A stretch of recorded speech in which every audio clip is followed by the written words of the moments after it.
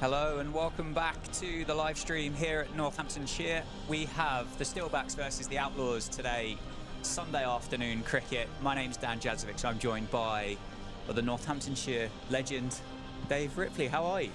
Very good, thank you. Thanks for that big build-up. Hope I can live up to it over the next 3 hours.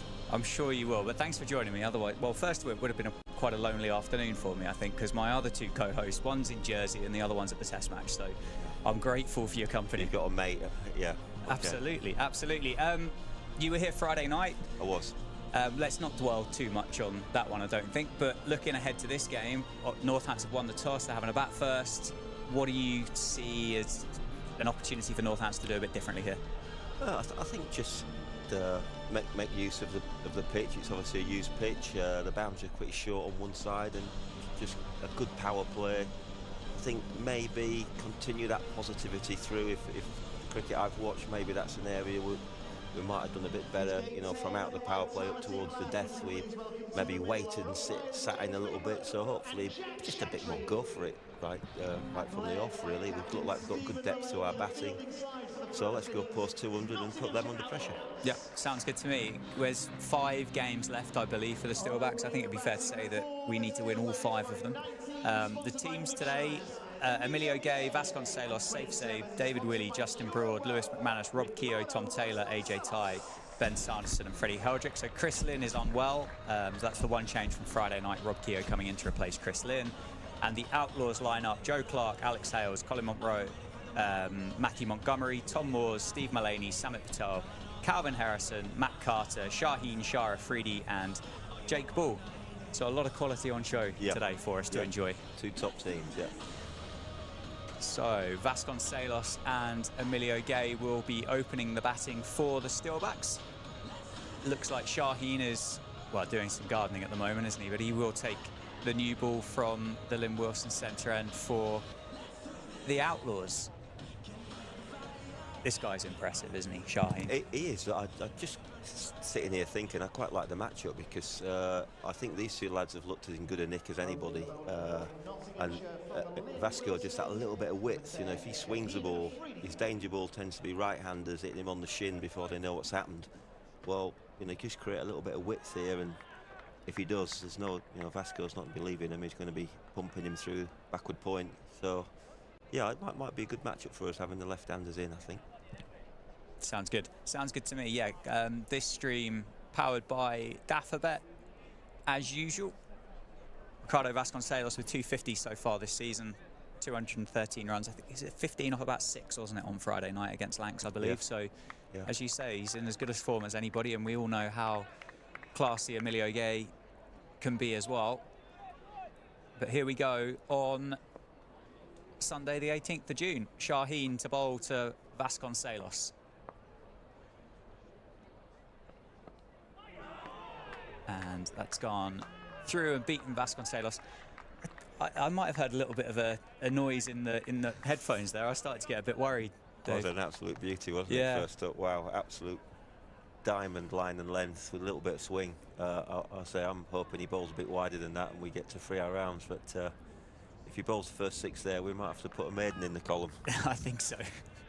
I think that was a bit of a smile from Vasconcelos under the lid there. Yeah. Pakistani international.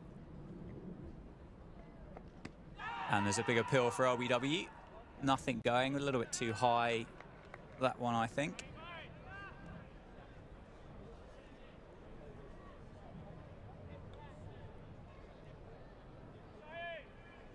Possibly outside the line as well. Not a lot going for it, I don't know. No, not the closest one.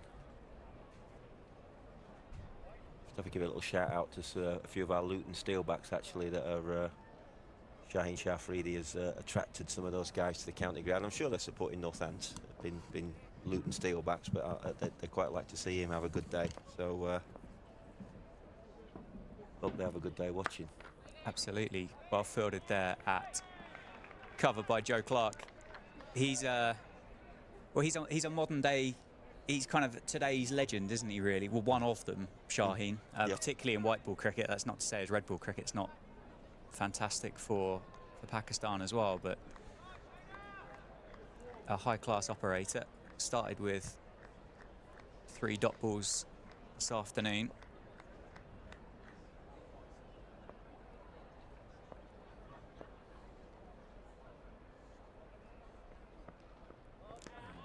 Left alone this time from Vasconcelos. One thing I think has been very noticeable this year in the Blast is the movement that the seamers have got with the new white ball in comparison to years gone by. Ben Sanderson, case in point of that, the last couple of games that we've had here at Wantage Road. Is that... yeah, I agree. I've seen it, but it's certainly done things for a bit longer. Often the debate's been who's going to bowl you first over, is it spin? And some of the anti-spin debate has been it doesn't do much for very long, so you're almost wasting the first over. So yeah, it's great to see Sando. You know, he's a very skillful bowler, and he hits a length, even though you know he's not, the speed gun's not rattling round, but you hit that length with a bit of nip, and you know it adds 10 miles an hour onto you. And he's bowled very well in the power play, hasn't he? He certainly has. A bit of width that time from Shaheen, but it was signalled wide, so he's going to have to bowl that one again.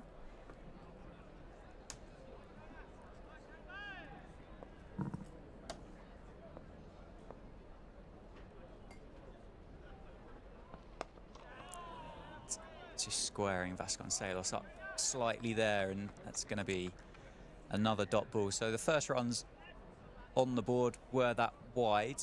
With these white kookaburras this year, when you actually come around to getting them in your hand, is there an actual difference to them, like a noticeable one, or has it just been a case of, well, we'll take them out the wrapper and they've done a bit? I think generally, certainly people tend to be very keen to go and see the umpires and pick their best red ball. It's a bit of an emergency going. I see the physio hustling around. Is indeed, yeah. It's someone a little bit unwell in the crowd, I think. Yeah, I see Bill Ribbons and Nick Allen. Yeah, and the Notts physio. Our medical team, yeah. Running round to help as well. I hope that's nothing too serious. No, hopefully not.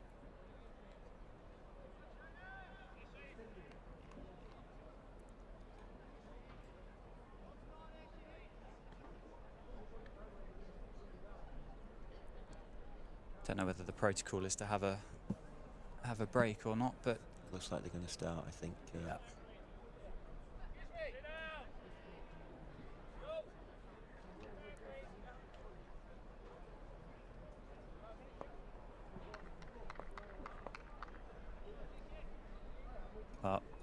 Shaheen then to bowl the last ball of the first over. Very full, and that's beaten Vasconcelos again. So with the exception of the wide, a few dot balls there for Shaheen to start the afternoon off. Steelbacks 1 for no loss after the first over. Is that Matt Carter from the David Capel end? It does look like him, yeah. So there is going to be a bit of finger spin with the new ball as well. He's very experienced at this role. In fact, we've got 2 left-handers in. Maybe just push the captain to give an opportunity in the power play. I mean, it's a job he does very well for them, so he's experienced at doing it. My first call of the left-handers to Shaheen Shafri didn't go too well, Dan, did it? I thought we were going to climb into him, and he's all but boulder made, and never mind. Well, I think it was all set up for that, but I don't think Shaheen wanted to play that. No, play that script, did he? He looked a handful even from 100 yards away. Yeah, that one in particular. That I think Vasco might be after a bit of TLC for his cricket bat as well, by the looks of it.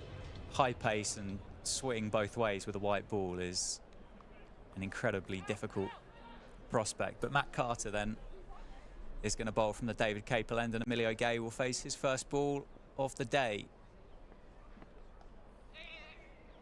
And that's gone to Shaheen, who does the fielding, and Emilio gets off the mark first ball. So first runs off the bat this afternoon. Yeah, I think Vasco has, he's done the looking at the toe of his bat. I think that's some club players will be queuing up to get their hands on that if possible, before it goes in the bin. Probably got a minuscule bit of tape round the bottom. That'll do for a few years for somebody. Just a minuscule crack on there, I suspect. Probably, yeah. Only got 2 options there, though.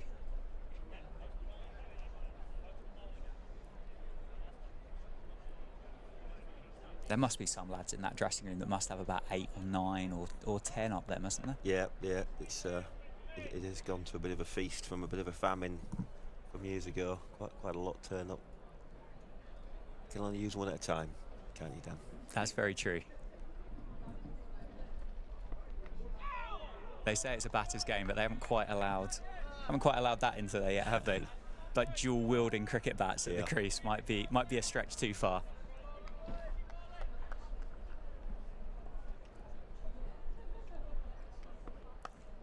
Short and wide from Matt Carter, and Vasconcelos punishes that. Cut away for 4 down towards the Jackson Grundy stand. So the first boundary of the day, and Vasconcelos off the mark with a 4. Well picked up. I was glad, because I just felt that pressure was brewing a bit on him after that first over, and then a dot. A big shot might have been coming, but he just went to his natural cut shot. He just gave him a little bit of width, and he just finds the gap so regularly there. Great shot.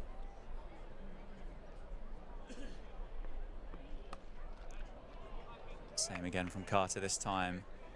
Picked up at backward point. Yeah, as you said, I think he's done really well there to absorb that pressure from Shaheen in that first over, and quite often they say 3-dot balls create something. That's short again from Carter, and it's punched into the leg side this time. And it could be one more for the Steelbacks, so Emilio Gay will be back on strike.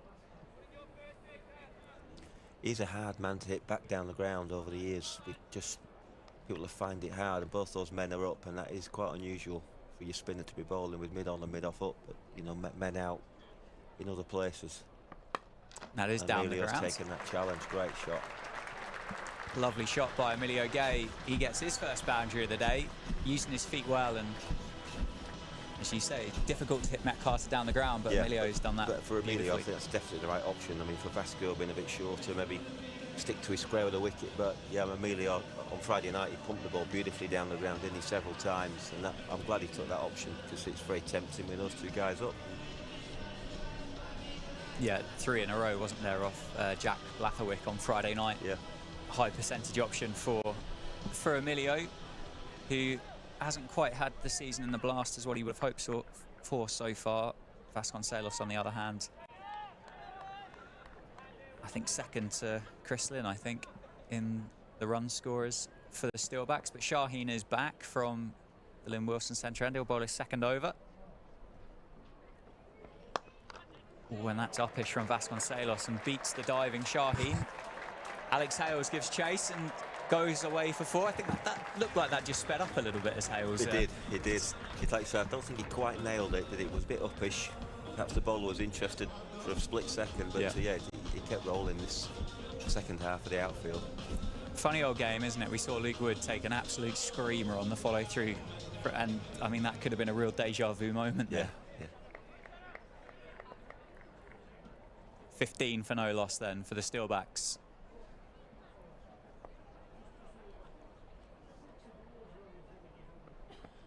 It's down the leg side, so Shaheen's going to have to bowl that one again.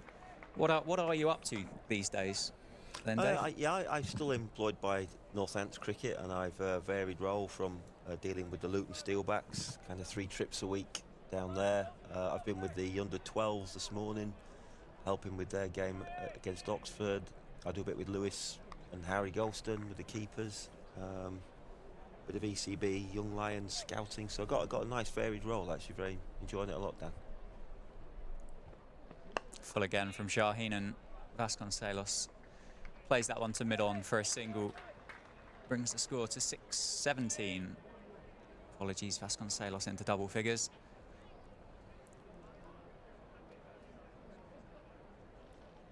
Any cricketers in the programme that you like the look of at the moment? Well, I spent quite a bit of time in the academy as well in the winters with Kevin Innes, the academy director. So I spend a bit of time with the academy. We've got certainly some fine cricketers there that we're hoping for high things, that are already playing second team cricket. So yeah, the pipeline's got plenty of talent in it.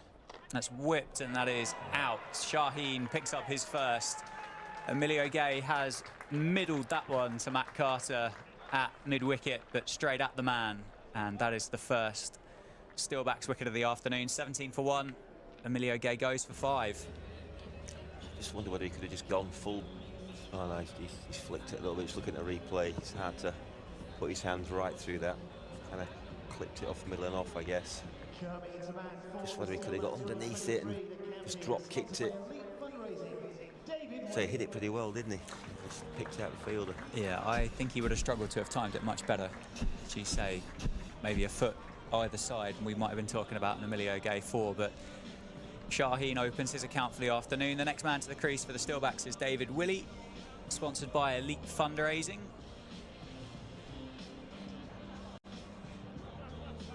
On his return to Wantage Road in 2023, having had a bit of a break up in Leeds. You would have been coach whilst he would have been here for his first stint. Has he changed much in the time he's had away?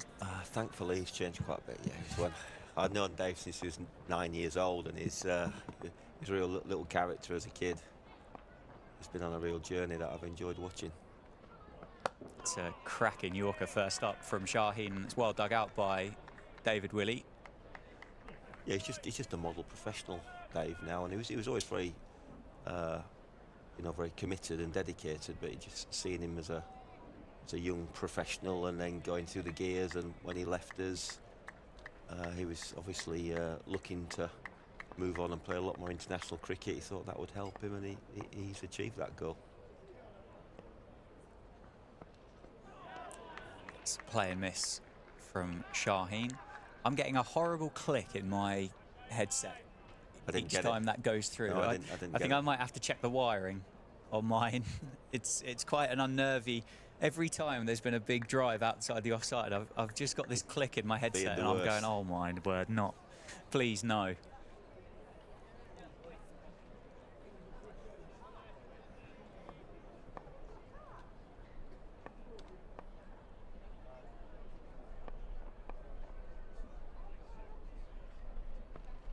That's down the leg side, so that one needs to be bowled again. So in what ways would you say he has? Well, obviously it's maturity, hasn't it? Yes, that's come into it. Yeah, but yeah. Just seeing, I say, from a young guy coming in and making his way. Obviously, he had him in the academy actually, and he had back problems, and he turned himself into a left-arm spinner for the season.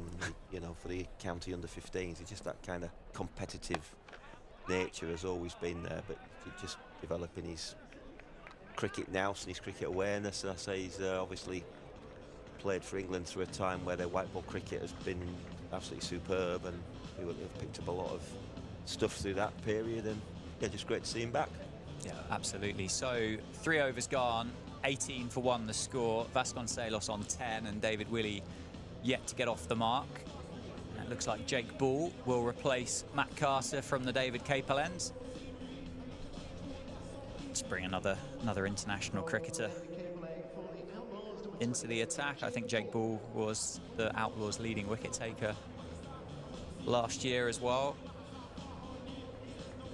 Yeah, very reliable, kind of a Mr. Reliable, I think, of the not side. Gaming, rarely has a bad game.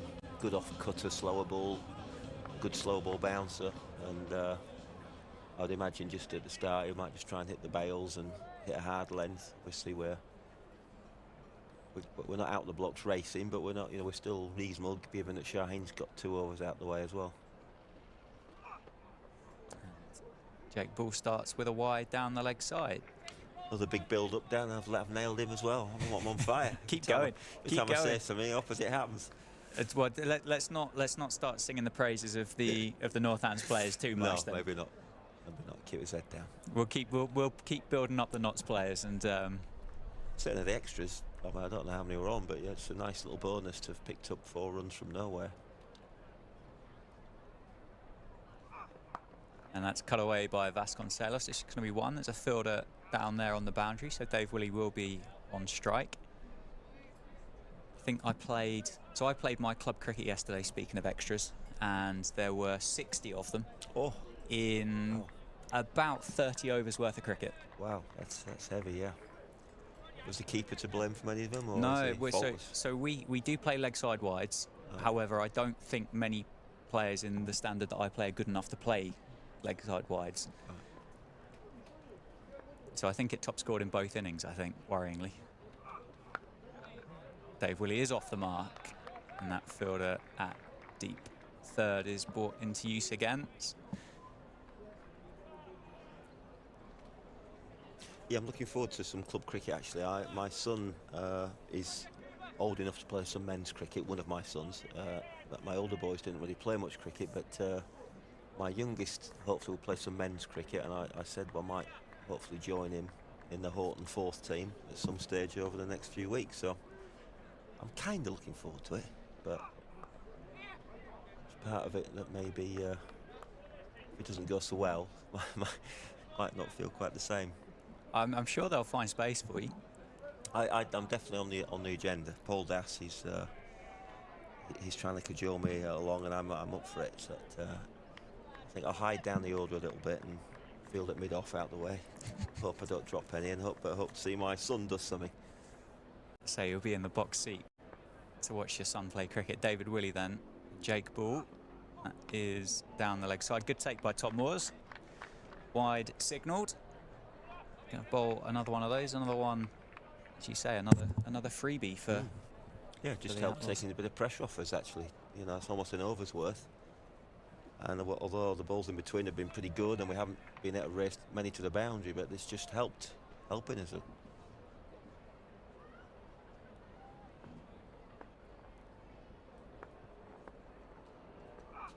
That's square. David Willey up that time. Jake Ball beats the outside edge. Good news, Dave, and for everybody listening, the person in the crowd is okay. Good. That is an absolute beauty from Jake Ball as well. Looks like a James Middlebrook stance. Is that James Middlebrook umpiring? Have I got at the far end? I haven't seen who the umps are. James Middlebrook, and that's pulled away. Is that going to be David Willey? Is going to be David Willey's first boundary of the day. Pulled away through square leg, powerfully struck, and the Northants captain moves to 5. Big opportunity for David this afternoon. I think it would be fair to say it's not been the return that he would have wanted or hoped for. No, I mean, he's got very high standards, and what I would say is I've watched him in the field a couple of times. He's certainly full on his body language, and he's really committed to. You know, visibly, as I said, he's a very competitive guy, but obviously his runs and wickets column and runs per over column could have been better, and no one will know that more than Dave, but still 5 games to go. Yeah, absolutely right. Absolutely right. So 4 overs gone, 27 for 1. Vasconcelos on 12, David Willey on 5. Stream powered by Dafabet here at Wantage Road, and Matt Carter is back into the attack. He's replacing Shaheen Freddie from the Lynn Wilson centre ends. So a bit of finger spin, change of ends. Vasconcelos on strike. Shortish hit into that leg side, actually. A bit of a dangling, a bit of a carrot here maybe for the lefties to hit across him. Bit of confusion. Vasconcelos, I think that would have been close. If not, gone, yeah, I think he would have been struggling, wouldn't he? Just didn't go straight away, did they? Stop start. Yeah, I think Vasconcelos would have been guilty of just ball watching there a little bit. Tight. I think he would have been struggling. There is a man out at deep mid wicket and deep square, Dave, for that tempter towards the short boundary, so there is a trap in place. And that's gone out to the fielder at deep mid wicket for a single.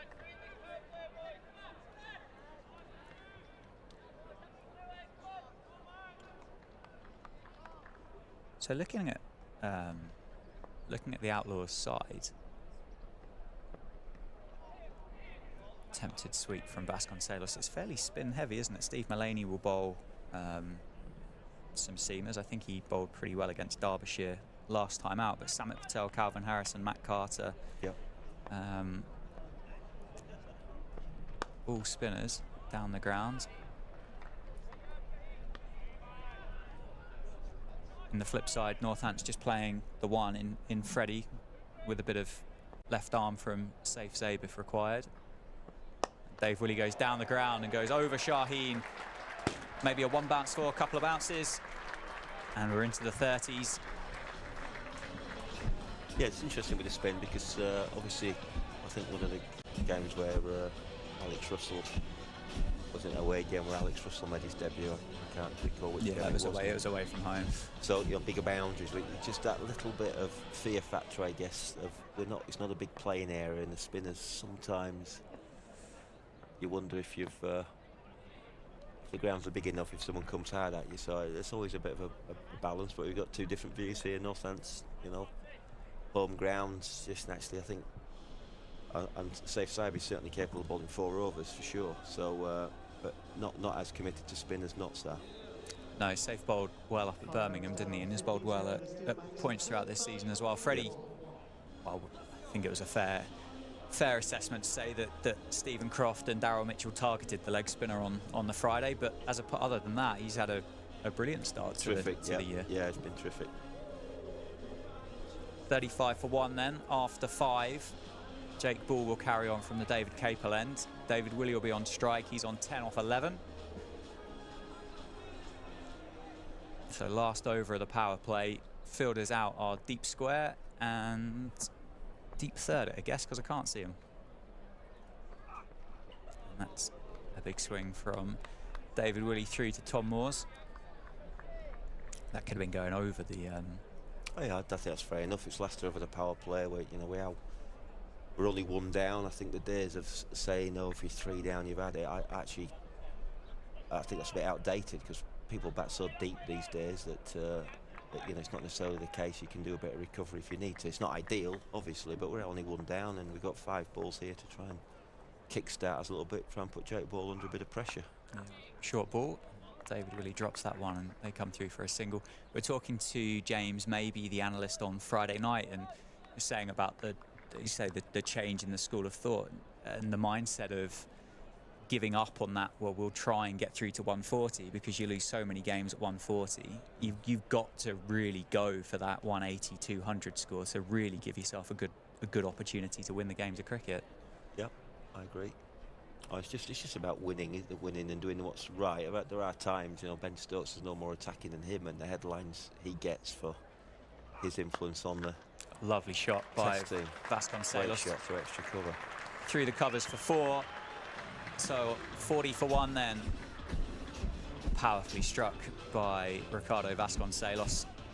Just almost off the back foot, very Caribbean shot, isn't it? Just sitting on the back foot and throwing his hands to the line. Yeah, just that Ben Stokes, we won the World Cup with Ben Stokes winning a runner ball 40 or whatever it was, just because that's what we needed to do. So I still think decision making and trying to do the best thing for the team, but with your positive outset. Yeah. Midfield, possibly a chance there, I think, if Matt Carter had picked that one up clean, but no harm done there. Well, the next thing we'll be talking about Ben Stokes for the next however many years will be the declaration on day 1 at Edgbaston. Yeah. That'll be the... Yeah, it provoked me a little bit. Obviously, I wasn't so sure about it, but I just admire so much about what they've done that I guess you roll with the punches a little bit. But as a bit of an old schooly guy, I thought Joe Root in. Could he have added another 40 or 50? I think he possibly could, but... Yeah, I think there was definitely an opportunity. It's got to a stage that, for me anyway, as a fan, I almost just completely trust them at this point. Make the decision, and we could be having a completely different conversation if England had nicked off a couple absolutely on that first day, and it would have been the best decision ever. Yep. But anyway, back to the cricket. Well, that was cricket, to be fair, but Jake Ball to David Willey. And David Willey goes down the ground and goes over Shaheen. Couple of bounces for 4. End of the power play with a boundary. 45 for 1, the Steelbacks. Good last over for Northants there, Dave. Yeah, that's pretty fairly honours even, I'd say. I think it's quick scoring ground, but we've only 1 down. We're out in the blocks reasonably well, and it's just this passage of play now for me where we haven't been as decisive as we might have been. So it'll be interesting how we go. I said we'll probably have double spin. How aggressive are we going to be? Because we have kind of just knocked it around a little bit, and I'm not sure that's worked so well for us. So yeah, looking forward to seeing how we go about it. Yeah, absolutely. Spin continues from the Lynn Wilson centre end. Matthew Montgomery's going to have a bowl. You say honours evens. the Intelligent Cricket win predictor says 67% in favour of the Outlaws, but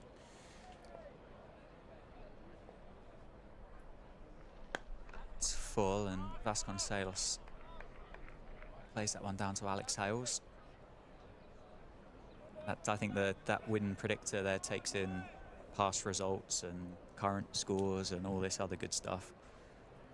But I think, yeah, 41 for 1. Oh, God, hit that hard. Powerfully struck, and Mullaney does well, I think, to restrict that down to 1. Oh, wow. Yeah, there's nowhere for him to hide either, was it? He literally went straight at him at 100 miles an hour. He's feeling that a little bit.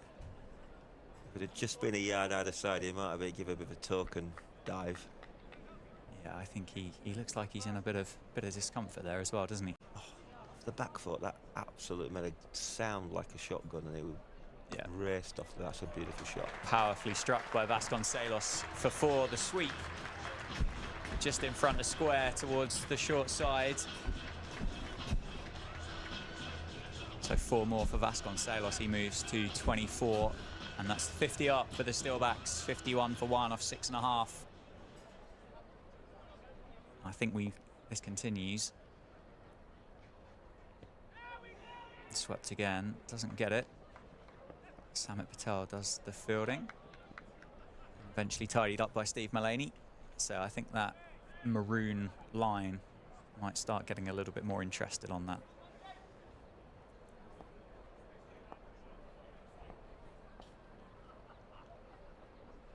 Very full toss, in fact, and David Willey has played that to deep mid-wicket and well fielded on the boundary to restrict that down to a couple. Almost could have hit that wherever he wanted to. Yeah, just shame he couldn't find the gap there, because it was a full toss, but it was low, and I think he was on the charge a little bit, but just couldn't find that gap.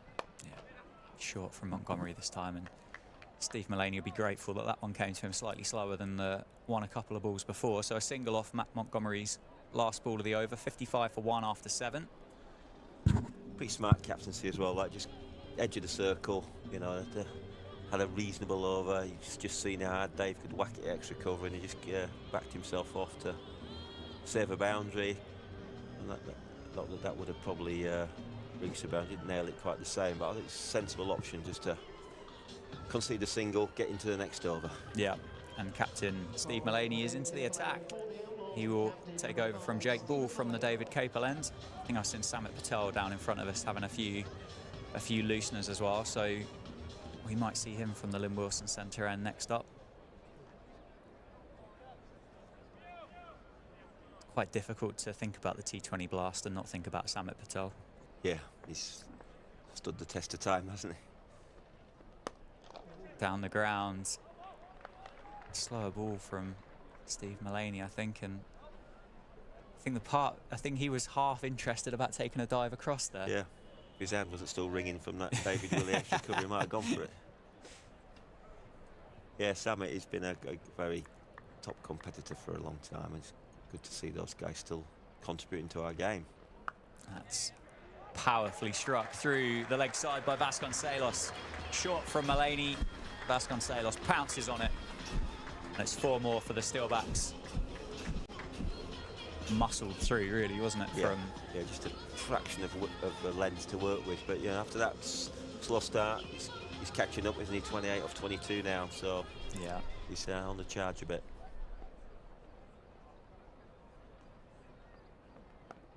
Pace off again by Mullaney, and Vasconcelos gets off strike, and he's going to come back for a couple as Shaheen helps the Steelbacks out. If I was a bit more Lancastrian and confident enough, I'd be sitting here shouting buzzers, but I haven't got it in me, Dave. I haven't got it.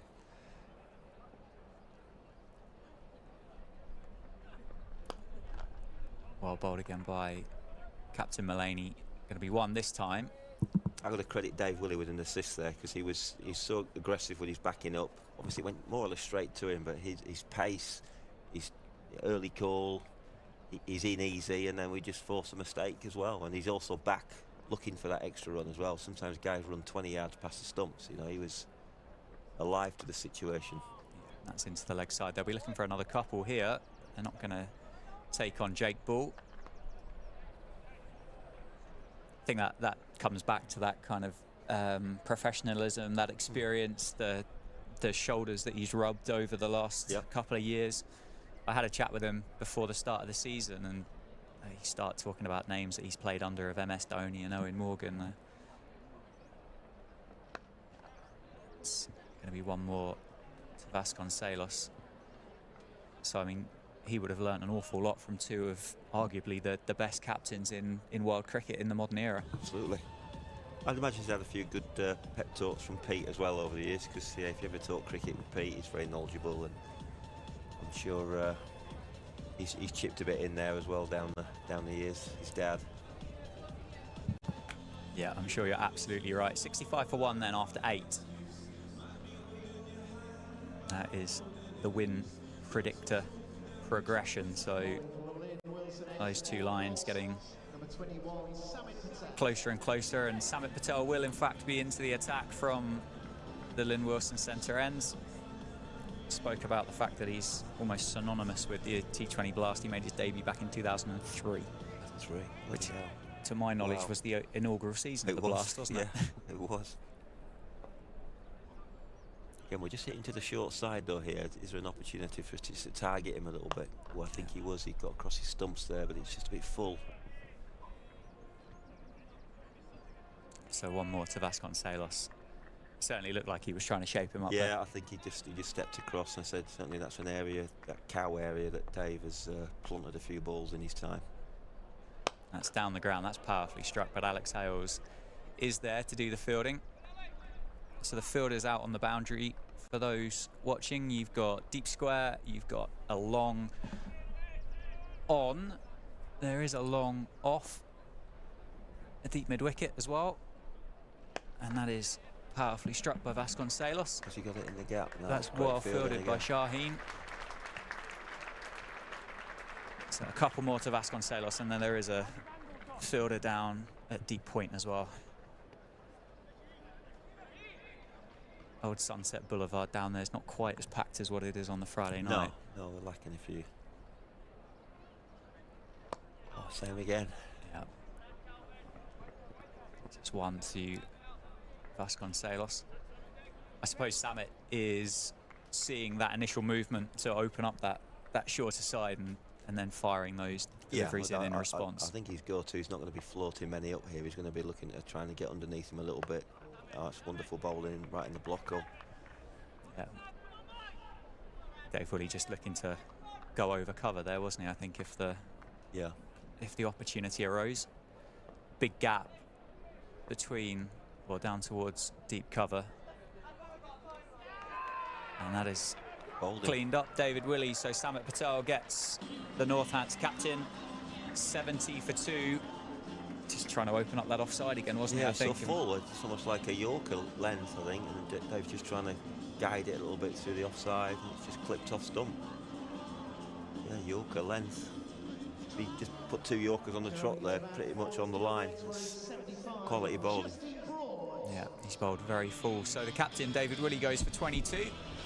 The new man to the crease on his second appearance for the Steelbacks, looks like he has got a name and number on the back of his jersey today, is Justin Broads, who has impressed in the second 11 for Northants in 2023 and has earned himself a professional contract.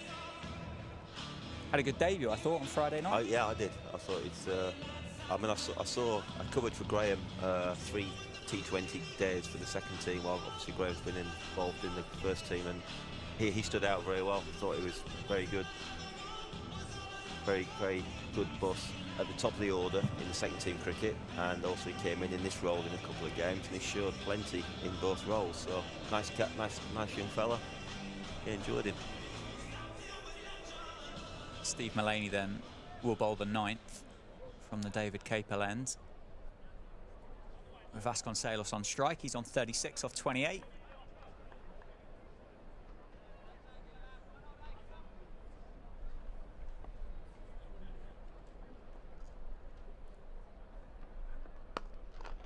Powerfully struck down the ground. I think it's just going to be a single though. It does bring Justin Broad onto strike. Powerful cricketer with a unique stance at the crease. Yeah, I first came across him actually, so I know I got tipped off about him at Surrey playing there, and he was playing for Germany out of the World Cup qualifiers against Ireland, and we did a bit of homework on him, and he yeah, it's impressive. Just a tricky time to come in always. You've got a guy going pretty well, you've got to try and get him on strike. So he's done a good job there. First ball. Yeah, off the mark straight away. It into leg side, get Ricardo back on. Say, looking at the numbers and looking at the strike rate that Justin's put up for that second 11 so far, he's not going to be one that's going to want to hang about, but that's into the offside, and Vasconcelos will add another single to his score. He's got 8 50s and 15 matches, I think, for the second 11 for I don't know the exact stats down. Northampton. I think striking at around 150 odd as well. Yep. I thought he bowled a handy over as well, didn't he? You know, it's a kind of a tough gig really to come on and bowl that 1-4 from the end or something, and he bowled a good over.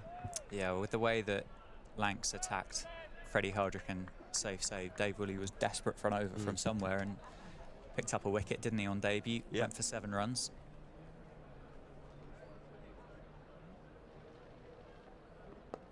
Once tucked into the leg side.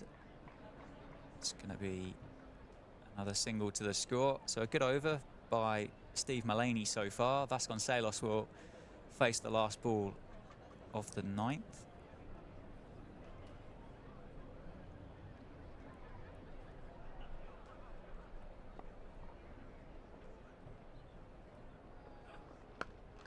And again, a single to finish. So Vasconcelos will keep the strike, and halfway through then, score is 75 for 2. How do you see that about halfway? Yeah, I think obviously scores tend to be a bit higher than that, but we saw that new ball do a little bit, didn't we? We saw Jake Ball nip one past Dave, we saw Freddie bowl some good balls at nib, so you know, whether it's quite the belter that we're used to because it's been used, well, I have a feeling we might need 175, I think, so we've got to go some in this next 10, I think. Yeah, I think you're spot on there. Samit Patel then went for 5 off his first over and picked up the wicket of David Willey. It's down the leg side, but clearly something on that. I think Vasconcelos missed out on that one.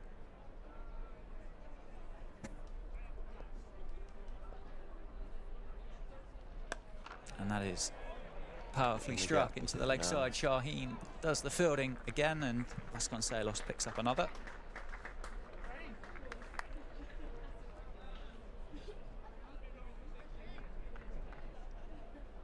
A bit of chat about the wide rule, hasn't there? You know, it seems to have altered. Something's altered, but that ball would have been a box standard wide, I think, last season. So I don't quite know what Ricardo did that made it wasn't a wide this time. I think it's all about if you move away and the wide line follows you, but yeah, can only assume it might have brushed the trouser maybe on the way through. I think that Ricardo's body language suggested he was hoping for a wide, but wasn't forthcoming.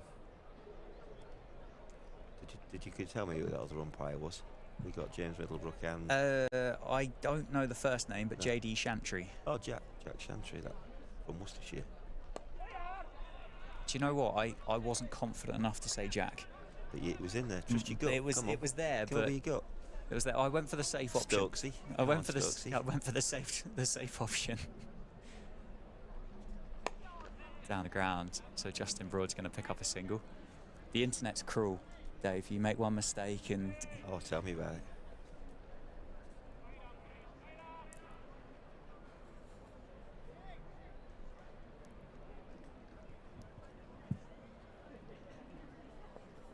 So Vasconcelos on 42, and that is swept powerfully, but there is a fielder down there, so it's just going to be 1.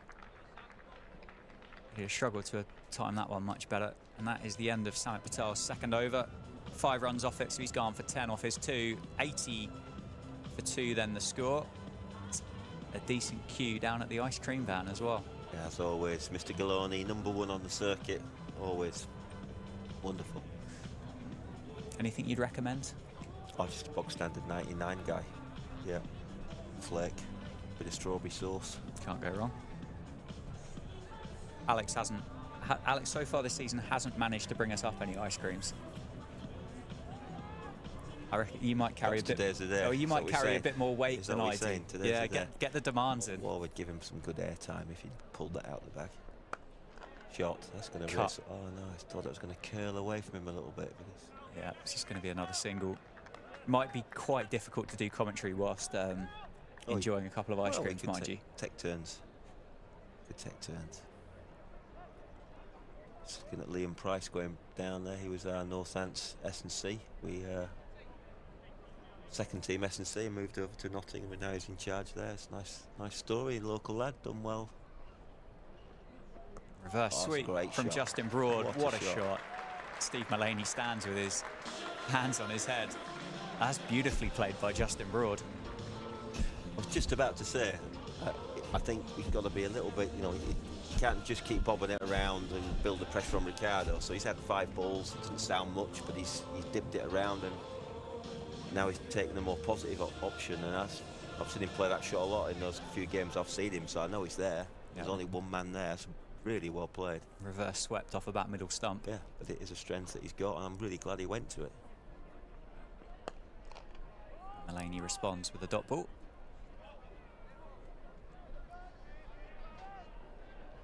I think we could be seeing a few replays of that shot on the Northants social media, I think, over the rest of the day. Change in the field though. So it looks like Steve Mullaney reckons Justin Broad might play that shot again as Joe Clark moves in. And this time he's going to beat cover, and he's going to pick up another boundary. He goes, well, I've got a reverse sweep and I've got a cover drive as well. So 4 more for Justin Broad. 89 for 2. Justin Broad into double figures. Yeah, it's just a lovely authentic cricket shot to extra cover, isn't it?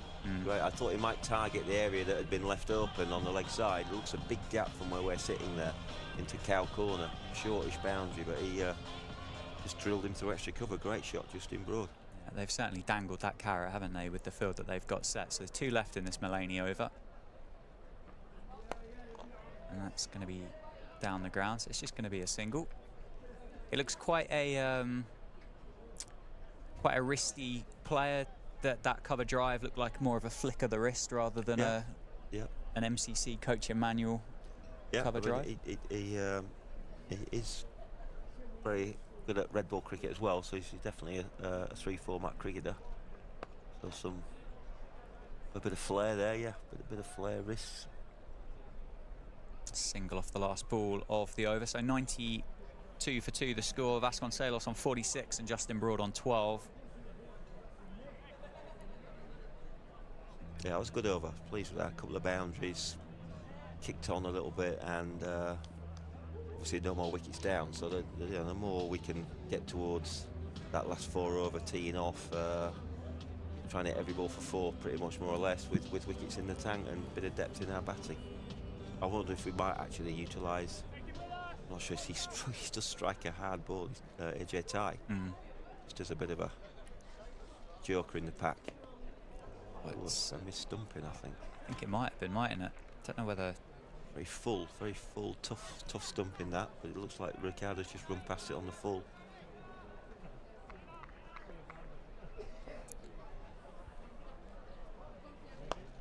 Full again from Samit Patel. Slight look at a second, but just 1 to Vasconcelos.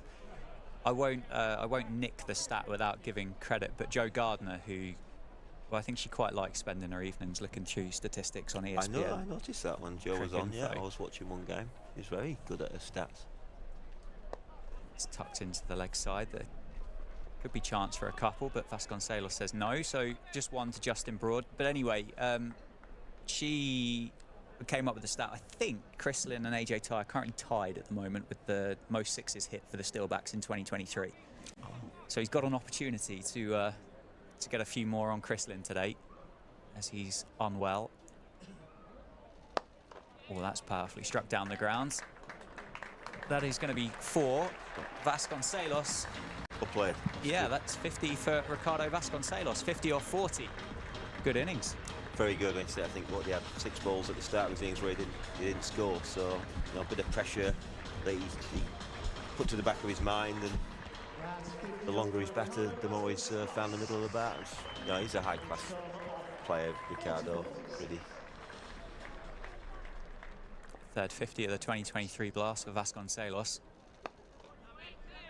It's a good comeback from Samit Patel as he gets the dot ball, and he's one guy in particular that I've really enjoyed watching so far this season in the county championship and the blast, Vasconcelos. Yeah, in county championship, you know, certainly obviously that is a slightly different season for him last year, but in the last 2 seasons before that, I think he's pretty much been our leading run scorer, and but it's the way he scores his runs. You know, people want to come and watch him play. It's just elegance and timing. Yeah, it's really pleased. He hasn't played too much T20 cricket, so you know, he's taking an opportunity here to show what he can do at the top of the order. And it isn't all about muscling the ball. He's flicked it over fine leg. He's got the scoop. Certainly any bit of width he pounced on. So he's yeah, good to see him take his opportunity in this format. That's a worry there at the back of the Briggs and Forrester Umbrellas. Yeah.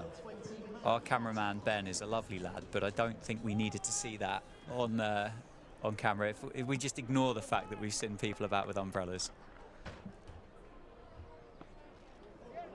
Carter is back, and that is another mis-stumping by Tom Moores. Vasconcelos has just run past another one. Oh, it's a long way down on that one. Looked like that all happened in slow motion, that, didn't it? It did bounce a bit. Keeper's union. Yeah, and that is out. That is a great catch from Shaheen Afridi at backward point. So Vasconcelos, after bringing up his 50, he goes for 51 or 43 to a great catch to the big Pakistani international. So 3 down, the Steelbacks, 98 for 2. Really good innings at the top of the order. Frustrated, obviously, yeah, since walking it's off. A cut ball. It's a cut ball. I just don't whether he tried to go over instead of just backing himself to hit the gap. Caught in 2 minds there, I think, whether to try and miss him by going over his head. With the ball before, have created a kind of, it was quite an odd moment, the ball before, wasn't it? Yeah. He'd given up on that, expecting Tom Moores just to whip the bails off anyway. Yeah. Almost felt as though Tom Moores still had an opportunity because Ricardo had given up to take the bails off, but no, I think the next ball would he'd have parked that pretty quickly. It's more Tom Moores having to park it, having just missed an opportunity to get him out. That would be the. But I think as a batter, you'd be just thinking, oh, that might be my day. Disappointing. Just had a feeling there's a real platform there for him to really go on and kick on and get an 80 or a 90.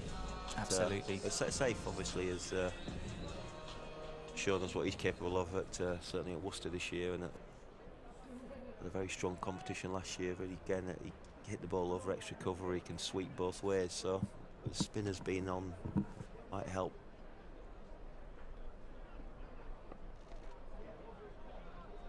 It's going to be a wide, so left alone by Safee. She said he's got a best of 70 not out this year, 207 runs, and I think would be fair to say would be the most kind of 360 player here at Northamptonshire. He tucks that one into the leg side. They're going to look for a couple, but they're not going to take it on. Jake Ball does the fielding, but that brings the 100 up for the Steelbacks. 100 for 3 off 13.5 overs. Justin Broad on 13 and Safee, the new man at the crease, on 1. So 6.5 overs to go. Currently going at 7.41 an over. You still thinking 170, 175? I would like a bit of magic from somebody to get us up there. Yeah. I think it's wickets in hand.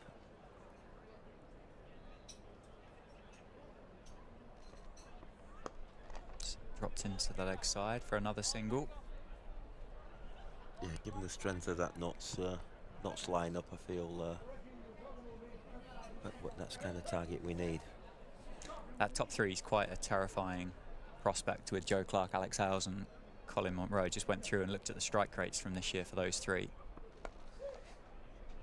It's well placed by Safee, and he is going to come back for 2 this time. Nicely placed into the gap there, wasn't it, between Shaheen and... Yeah, very nicely fielded down at deep point.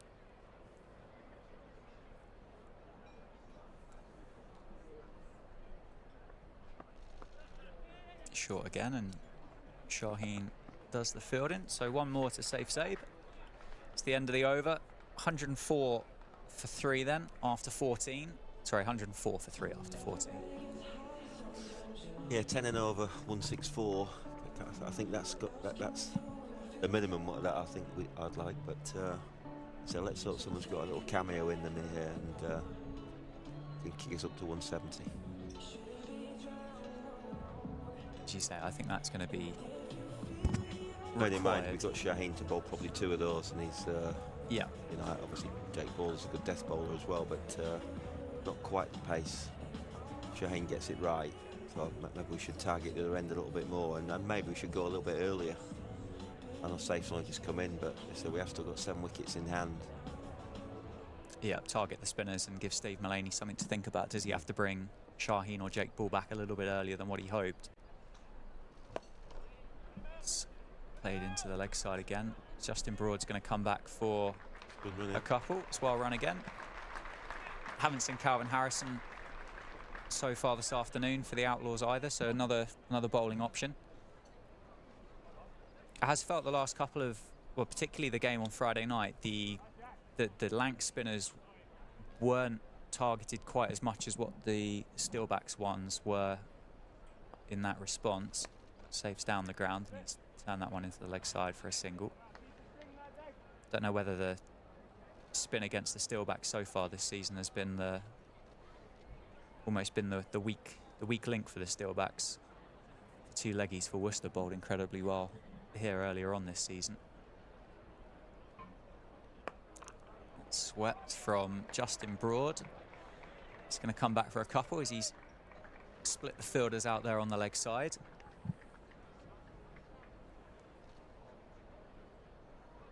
When you turn up here as a fan, Dave, do you still sit in the back of the stands with your coaching hat on? That's a ridiculous catch by Samit Patel. Casual as you like. Justin Broad goes caught and bowled to Samit Patel.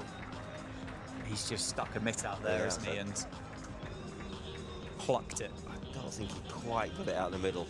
Just looking at the replay, but he's still got plenty of it, but just sticking to that one hand. Oh, Samit. Yeah, gone for 16 on his 2nd appearance for the Steelbacks, having played a couple of really lovely shots against Steve Mullaney.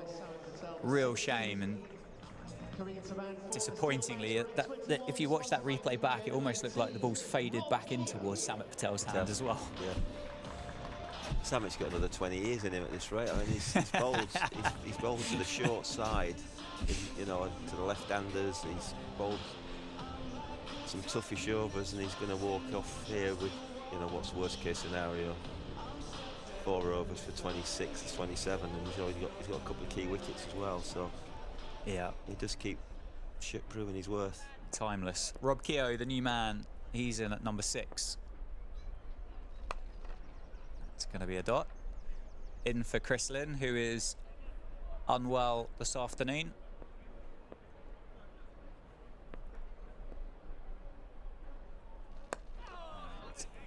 Rob Keogh gets off the mark with a single down the ground. So that's 15 overs gone. 1-1-1 for 4.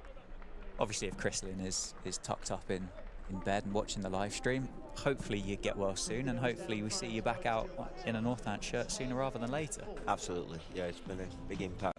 You know, absolutely outstanding last season. I know he's a popular guy in the dressing room as well. So yeah, get well soon. So my question was, before Justin Broad's wicket, was when you turn up here as a fan, do you still sit there with your analytical coaching hat on, or can you put your feet up and really enjoy it? I'll have a couple of pints. Yeah, that helps. I didn't do that when I was coaching. So yeah, it's hard to let go totally, but you know, I come as a fan with my family, and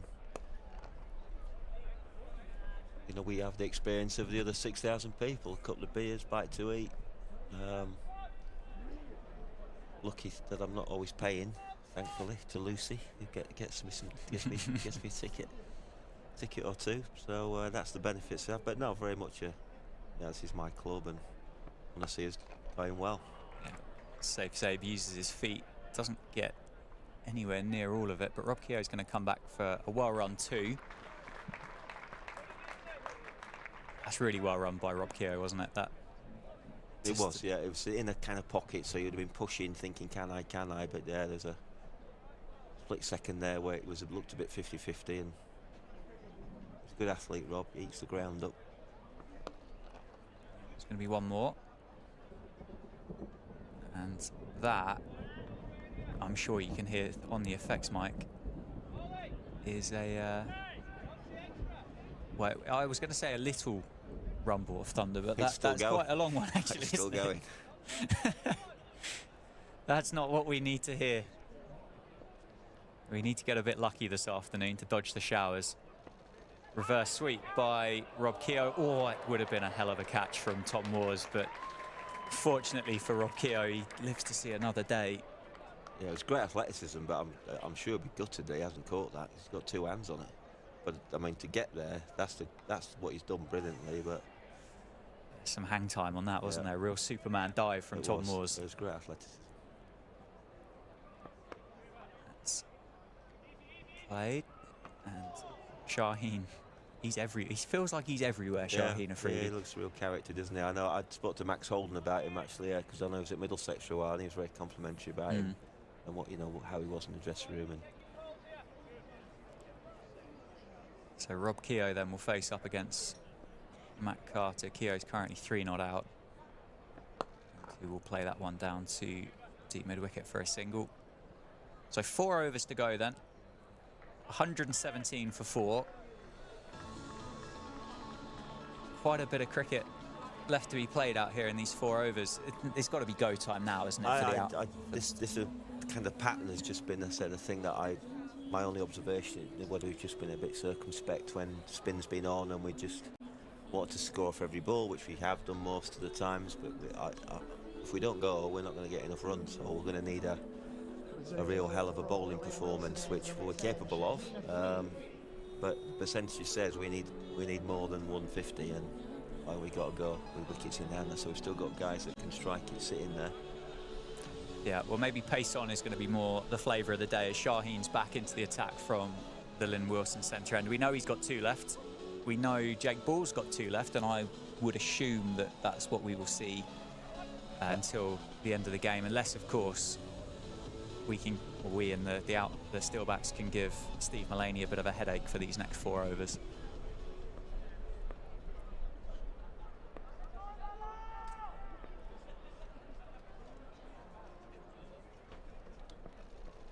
That's beaten Rob Keogh through to Tom Moore, so just electric pace from Shaheen. We've had Naseem Shah down here this year for Leicestershire, but I think Naseem clocks in a bit quicker than Shaheen, but Shaheen today's could look considerably, I think, quicker, to be fair. It's just that, it's just kissed the surface a bit, hasn't he, when he's put full pace, but he's got all these men up behind the wicket, so I just got some slower balls in here as well. Short, and Rob Keogh gets inside it and plays that down to deep backward square for a single, so Safe's going to be on strike. He's certainly got a few tricks up his sleeve, but the change, or Safe coming onto strike, brings about a change in the field, doesn't it, as fine leg goes back and deep square goes back and mid-wicket's out as well. So I suspect this one might be short and at. Safe here. Oh my word, that's a full toss, and that's gone into the top tier. I think that's a no ball as well. No ball 6 and a free hit, so that's gone quite well. Well, another one of those, and Steve Mullaney's going to have his headache because he'll be off, and I wouldn't want that to be the headache. But from our perspective here, you'd take it if it was offered to you. We're trying to get 170, we've got to take that. Yeah. I've stood feeding the bowling machine to Safe, and he gets almost underneath and inside those shots incredibly well. He does. He's like you said, he's a 360 player. And free hit, powerfully struck out into the offside, well fielded on the cover boundary. So the free hit just goes for 1, and Safe's reaction of frustration there. He'd have struggled to have hit that much harder. Yeah, sensational strike. I mean, that's what he's got over extra cover.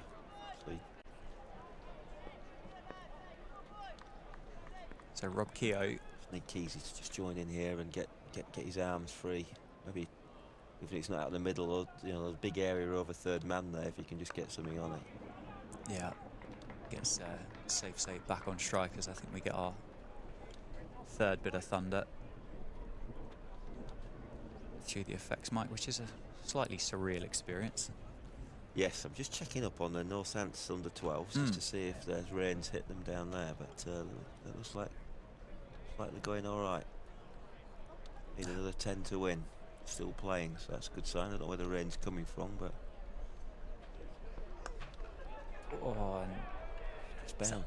just bounced ahead in front of him. Just in front, wasn't it? Well picked up by Samit Patel. I thought that was. Must admit, I thought that carried. It's good honesty, yeah. It was good honesty. I think a lot of other people might have thought that carried as well. Alex Hales is currently looking around at the sky. Shaheen thought that carried. There was a bit of silence around the ground, I think, at that point. They are back on at the test match, I think. They had a bit of a delay for rain, didn't they? What was the score? We lost any wickets? Not yet, no. Good. That's up. I think that's going to land safe. Get back for 2 as well. It is indeed going to be a couple of runs for Safee. So a good over for Northants, with the Noble 6 included, with a couple of singles as well. So 130 for 4. Safe's on 20 off 12, and Rob Keogh 6 off 8. 3 overs to go. And which knots? I think that's Jake Ball, isn't it? On his way over to the umpire.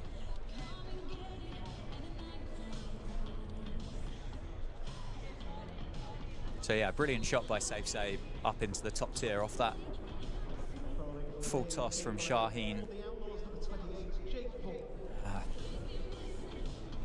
10 and over is going to give us 160. We're going to need more than that, aren't we? 15 or so and over from here.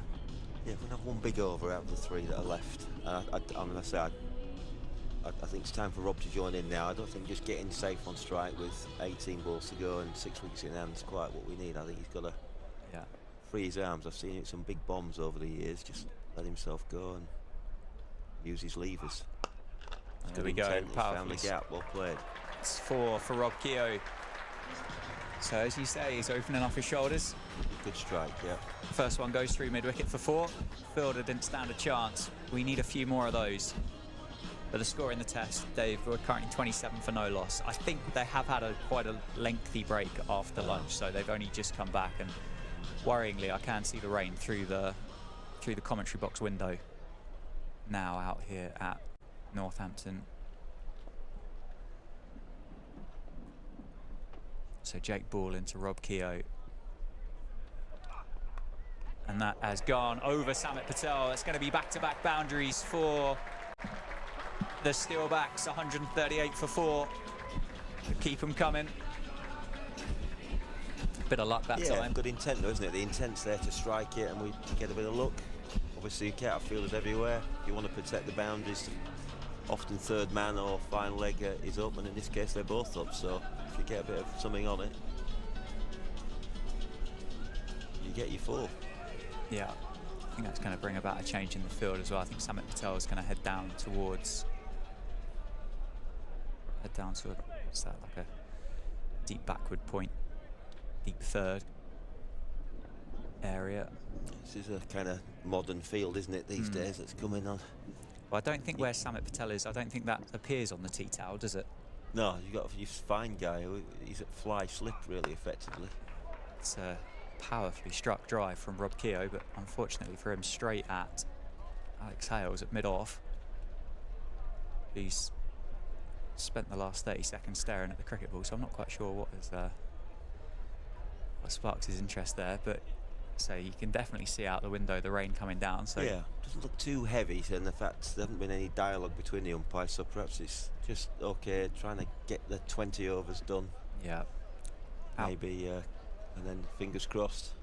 Outlaws making a bit more of an effort to get the towels out and keep that ball dry as well. But as you say, really good to see the 2 umpires allowing this to carry on. Short, Safee pulls. 6. And that is 6. Brilliant effort by Matt Montgomery just to push it back over the bar, but to no avail. So Safee picks up a second 6 of the innings, and we're into the 140s. That's a good shot because it's a slow ball bounce. It's got no pace on it at all. So for Safe to get that over the rope from that at that height, brilliant. 26 off 13 now then for Safee, and 145 for 4. 14 balls left in this innings. And that's well bowled. Good reply from Jake Ball with the almost leg stump Yorker that thuds into Safee's pad. Have you ever played in a thunderstorm? Because I'd imagine as Jake Ball's come in there to deliver that ball, we've had a rumble of thunder. I'd imagine that must be quite off-putting. I'm sure I must have done, but it's not. I haven't got anything to offer you on that. That was more the rumble 10 minutes before lunch for me back in the day. Wondering what was for lunch. And that's down the ground. He hasn't got it, has he? He hasn't, and that is out. So Safee's innings of 26 comes to an end. Good cameo, good intent from Safe. 145 for 5 the score now. Yeah, mid-off's up. It's quite a good option for Safe to look to go. He's very strong extra cover mid-off. Just couldn't quite get it. Didn't quite get it. I think, is that AJ Ty with a promotion up the order on his way out? It does look like it. It is indeed AJ Yeah, Ty. I like it. Come on, AJ. Did you enjoy the Liam Livingston AJ Ty pantomime on Friday night? I couldn't quite tell what's going on. I wasn't sure what was happening, but I felt for Rob Bailey, a mate of mine, who's under the pump a little bit with this one out here. Yeah. Vasco, and then there was a waist high, wasn't it? So a couple of wides as well. Lancashire, they tend to let you know that they're not happy, let's say, over the years. Well, locked horns with them. So it was, I didn't actually see the AJ Liam Livingston. Was it good banter, or do you think it was getting a bit heated? No, I think AJ Ty's here for a good time and not a long time, and he was quite enjoying himself. Shaheen then to Rob Keogh, and Rob Keogh's going to play that one into the leg side. It's going to be 1, so AJ Ty's going to be on strike. It was quite a comical moment. You'd have thought Liam Livingston would have been all on board a batter looking to switch it with the innovations that Liam Livingston has. Sorry, 3 in a row, wasn't it? Sorry, yes, you reminded me. Yeah, that was hilarious. Yeah. Yeah, so he was going to blink first, wasn't it? It was. I was pleased that on the 4th one, AJ Ty still went for the switch hit. Yeah. That's muscled into the leg side, and AJ Ty is going to get off the mark with a single. Yeah, I don't know a lot about AJ's batting, but I'd have probably liked him just stick with trying to hit it over that stand. He's just powerful. Yeah. Down the ground. Long levers. Corner, yeah, I'd like to see him just keep going. The bounce is not big enough for him if he nails it. Yeah, tall guy, long levers. Plenty of experience. Rob Keogh on strike though. And that is nicely played into the offside. It was quite a nice looking shot for one, wasn't it? Mm. Yeah, again, man on the edge of the circle, just content to save a boundary and concede a single.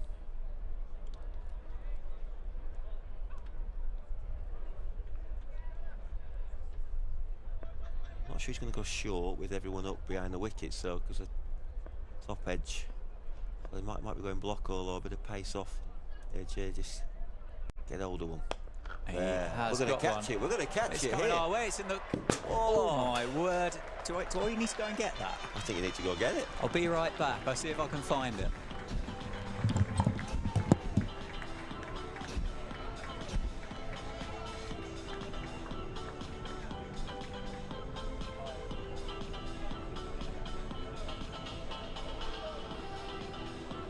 Just missed us, did it?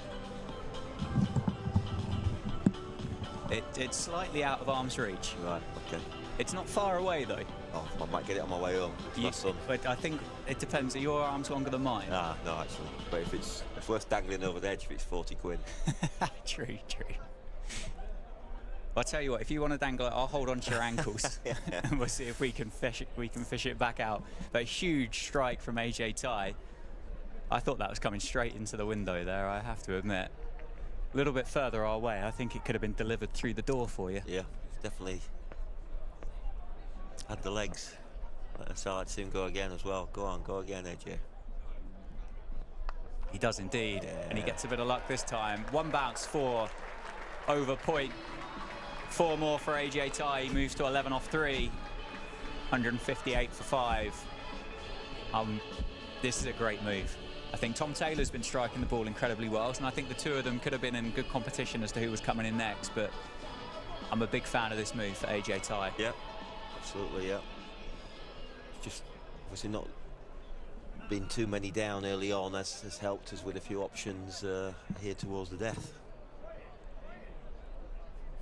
So Shaheen with his last ball of the afternoon, gone for 34 so far.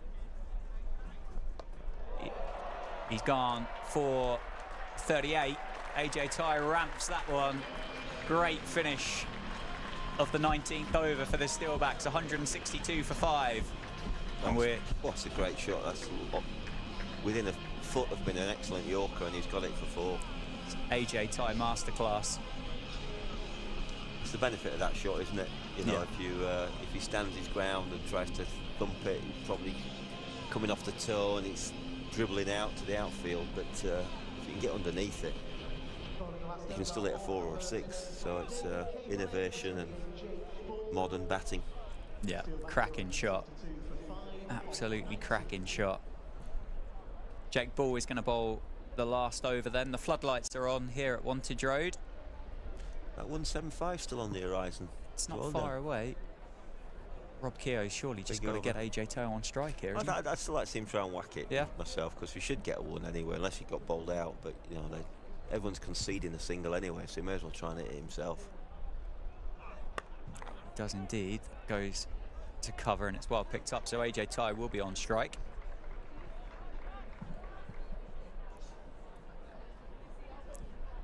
Keep them coming, AJ.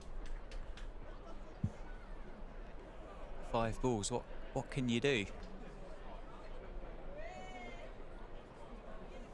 Fairly healthy gap down towards deep mid-wicket, Dave. Yeah. Fielders up at mid-off and at cover as well. Well, he might try and get wide. I know this man's coming up. Alex Hales, he's going back, isn't he, to long off. Yeah, but the wide Yorker doesn't look like, from round the wicket, he might be just trying to get it in the block hole. That's slower, and that's up. Oh, that's out. And that is out. So AJ Tai's cameo 15 off 5 comes to an end. But that's a no ball. It's a no ball. Oh, wow. AJ Tai gets a life. Free hit for Rob Keogh. Happy days for the Northants fans. Wow, but that's a bit strange. I didn't spot it. I mean, someone would have been almost run out there, because it didn't seem like an early call from James Middlebrook. So free hit then. Here we go. Here we go. Rob Keogh, what can you do? Slower again, and that's gone up. There is a fielder underneath it. It's just going to be 1. So a couple of free hits for Northants have just gone for 1 this afternoon. So we've still got 4 balls left of this innings. The score's 167 for 5.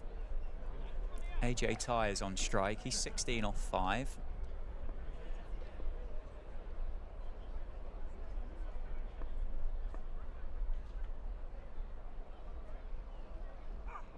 And that's gone straight up. Well, I'm not sure anybody's going to get it. It's a 1 bounce 4 down over Samit Patel, so that'll help into the 20s. Yeah, just getting across his stumps, trying to target that short side and say you swing hard.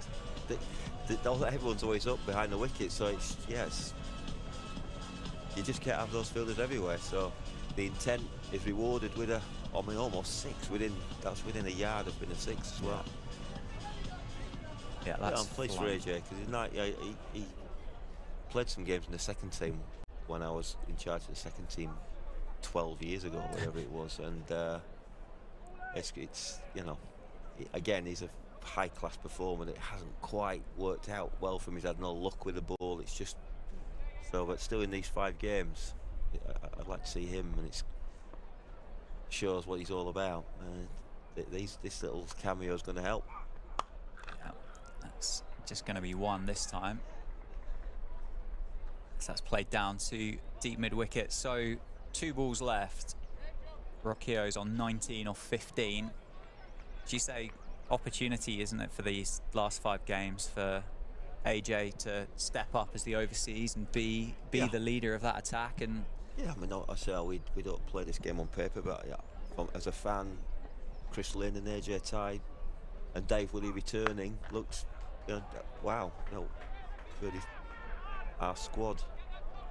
Yeah, just 1 there for Rob Keogh. Well fielded in the end, down on the boundary. The outfield's just getting a little bit, or has got a little bit greasy. I can't see the rain anymore, which is a positive. No. So we've got 1 ball left. The chaotic AJ Tye is on strike. He's 21 off 7, striking at 300. It's got to be a 2. We said 175, Dan. It's written in the stars. Do you know what? I'd upgrade to a 179 if you gave me the chance to change now. I'll take that as well, but I'm just looking at the tea leaves. It's gone through Tom Moore's. So that is going to be 4 byes to finish. So 177, in fact, is the score at the end of 20.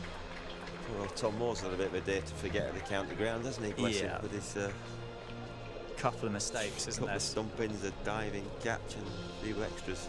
So 178, the Outlaws will require to win. I think just a quick sum up of your thoughts on that first innings, and then maybe we'll take a 5-minute break and come back for the second. I think that's a competitive score. So we've got good attacks. There's been a little bit in the pitch.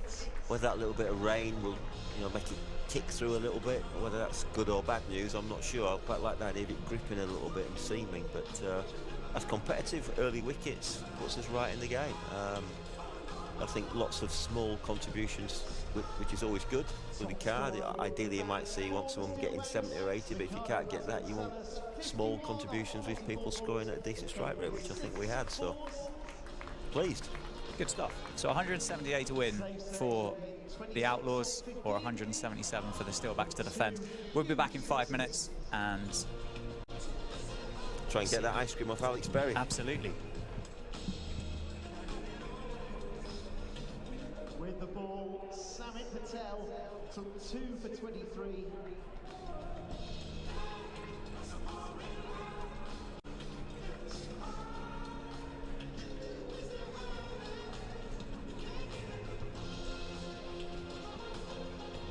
And the weather just about held.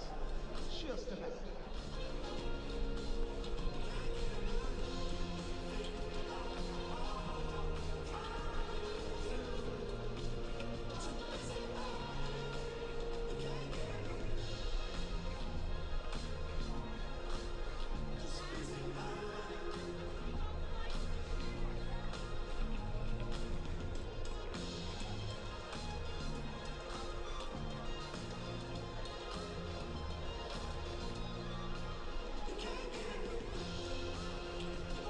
We should be getting the second innings underway at 4 o'clock. So you've got around 10 minutes to go grab a drink or a bite to eat.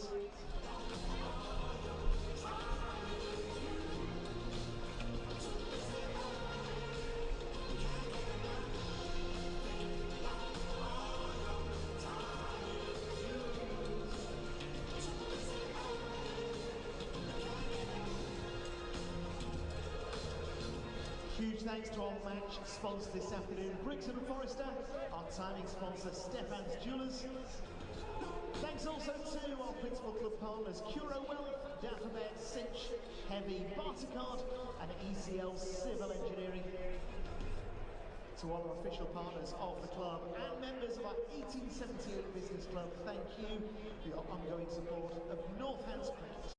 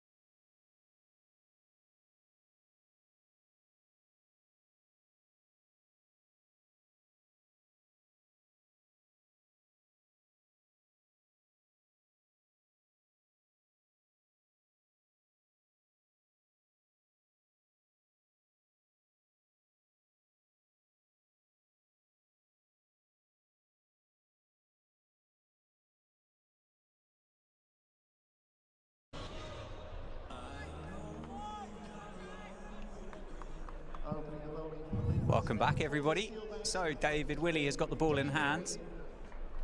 Northants made 177 for 5 in the first innings. Joe Clark and Alex Hales will be opening the batting for the Notts Outlaws, but Dave Willey's got the new ball.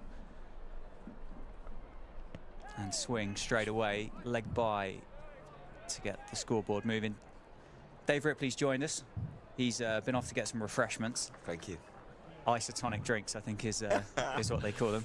And also, Patricia's joined us as well, who I did say, to be fair, before we started, I would forget the role, but I did remember the Northamptonshire women's captain. Yes, I am, yeah. Thanks for coming up. No problem. How are you? Yeah, I'm good, thank you. Great to see you up here. Oh, width. And Alex Hales just misses out on that one, I think.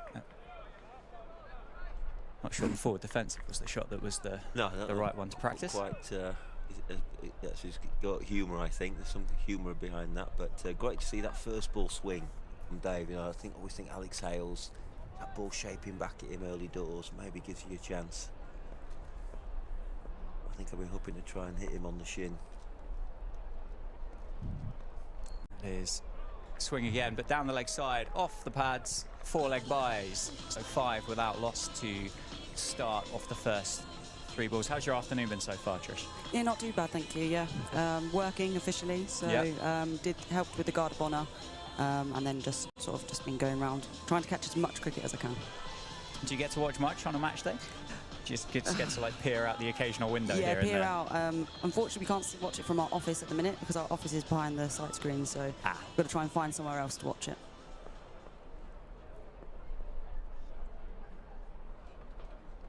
Oh, and that is shape again. That's a sore one for Alex Hales as he hobbles back to his ground. Really encouraging signs to see this new ball swing quite as much as what it is, and Ben Sanderson will be getting pretty excited too.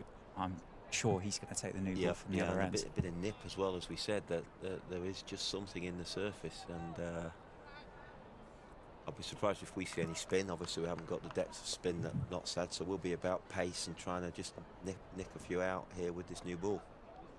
Oh, good signs. Speaking of which, we weren't far away from the first one there. Dave Willey beats Alex Hales.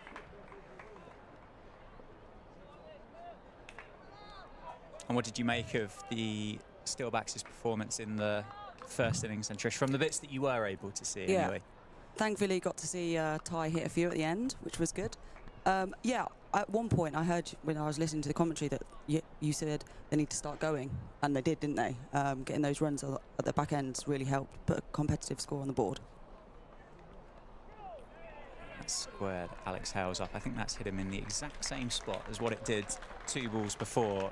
So Alex Hales is on his haunches. I think he might be after a little bit of magic spray, I think. But good start for the Steelbacks, 5 off it, all coming as leg byes. Yeah, good signs, I say, and Ben Sanderson hopefully following that up.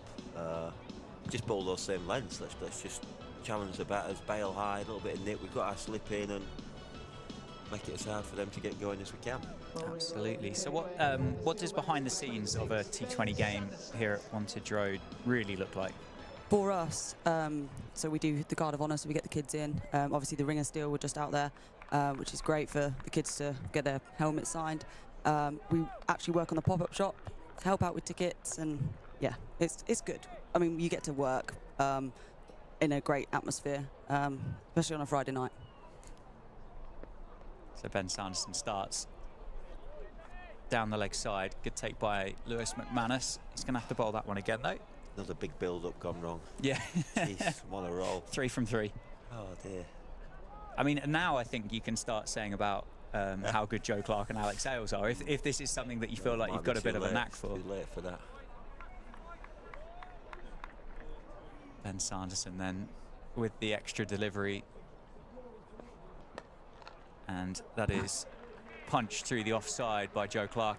And that's going to be the first 4 and off the bat for the Outlaws today. Nicely timed through point. Dangerous cricketer, Joe Clark. 283 runs so far this season, but the most impressive things, that strike rate of 172.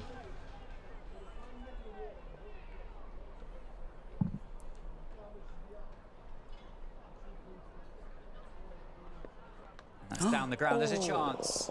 It's gone through and over Vasconcelos. Did he get a hand to that, do you think? I think he might have got a fingertip to it.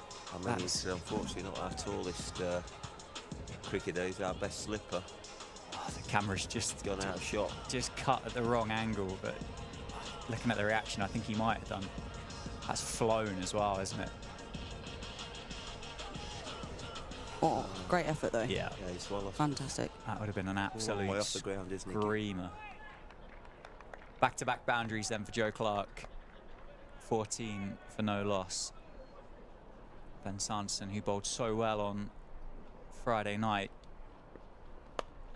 That he's gone up. I don't think Dave Willey's going to get there. No, that's gone for 4. So back-to-back boundaries for the aggressive Joe Clark. He moves to 12. And how's the season gone this year for your Northamptonshire team? Yeah, really well. So we just played T20 ECB stuff. So that's right at the beginning of the season. Started in April, and by the second weekend in May we'd finished. And yeah, we won our division. So really, last year we did really well, but lost in the final. But this year we went one better. So fantastic.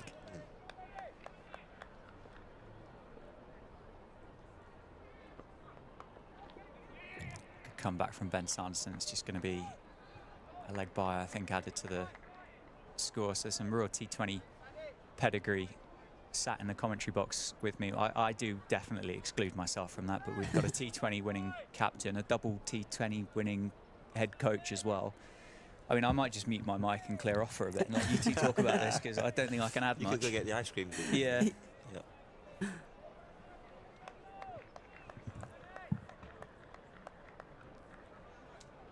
Alex Hales then is on strike. He's yet to get off the mark. He's faced 5 so far. Ben Sanderson.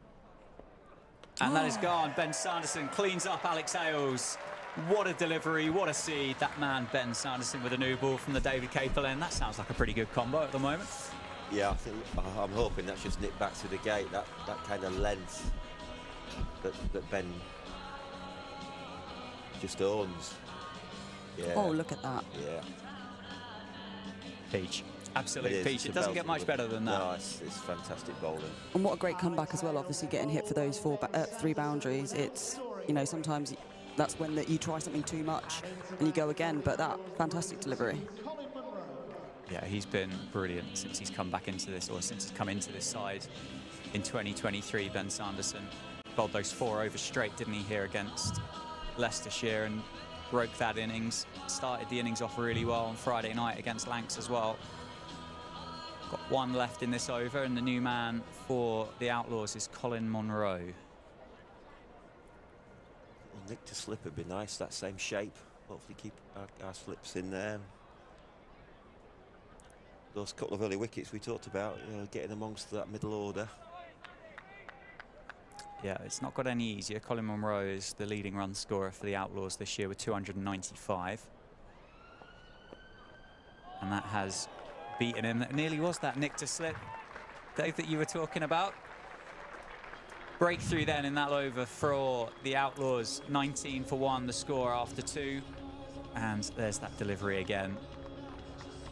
It's when you ask AI to draw you the perfect delivery, and I think that's pretty much it, isn't it? Yeah, definitely. What you want to see from your seamers, a little bit of nip. So I assume it's all to do with scheduling and Charlotte Edwards Cups and Rachel Hayhoe Flint trophies and the 100 as well. But is it a question that I can ask? Is why isn't there more women's county cricket? Yeah, it's definitely what you just said there. Now that the regional stuff come into the schedule, there's just not time. So it's just T20 at the beginning, and then up to counties to organise friendlies, I say that we do play in the East of England Cup competition, but that's, you know, we have to fund it ourselves. No ECB funding. It's not an ECB competition, but some of the counties said it's not enough cricket just playing 4 weekends at the beginning of the season. So, but I actually don't play in that competition. I let it for some of the other younger players to play in it, more of a development type stuff. So yeah. and that's throughout the summer. Yeah, and we had a pretty soggy start to the year, didn't we? So a lot of those weekends would have been rain affected, and potentially a lot of teams didn't even get on the field. No, so I think Leicestershire, their first game was the finals, whereas we actually played all of our games. Oh, big appeal for LBW. Dave Willey goes up. Might have been a touch high. Maybe a bit high, yeah. Really encouraging signs, though, as we watch this replay. Possibly sliding down as well on, with the benefit of a replay. So 20 for 1, Colin Monroe on strike. As I say, 295 runs this year. That's gone straight up. There's a chance. AJ Ty's underneath it. He steadies himself, and that is out. AJ Ty takes the catch. The dangerous Colin Monroe goes for a duck. 2 down for the Outlaws. Good finish there by AJ Ty. Back to the umpire too. Straight to it. Was 20 for 2. You can come up here more often, Trish. It's quite good. Oh, I'd like to say it's me being up here, but it's definitely not. They just seem they've got more fire in them today. Whether it's because, you know, it's must win. But, you know, when you finish an innings with the runs that they got, just gives that boost to the team, doesn't it? And the bowlers, yes, Sanderson went for a few runs in these over, but he was putting it in the right areas. So, fantastic start for the Steelbacks. Also interesting how Joe Clark goes now. You know, he's been very aggressive, ultra aggressive. He broke those boundaries, but 2 down. Can he continue to play that way, or will he have to be a bit more orthodox? Yeah, so Matt Montgomery, the new man for the Outlaws, scored the 3 runs last time out against Derbyshire. 172 runs in this campaign at an average of 21. David Willey. Big drive. Yes. Ricardo Wow. Vasconcelos takes the catch, and Dave Willey's on a hat-trick. 3 down for the Outlaws. It's all happening here at Wantage Road. Who needs the thunder and lightning when you've got the bowlers that Northants have got? Good captaincy as well. Got his slip in. I know he's predominantly coming back at the stumps. There's still that one that can go across him, and good catch as well from Vasco. Good catch. Fantastic catch. Yeah, the lads look bubble. There's a bubble about them, isn't there? You just see from their celebrations there. So Hat-trick ball then for David Willey, and Samit Patel is going to face it. Trish, you made a really good point about the swing of momentum. That is I mean, how important is that in a game of T20 cricket?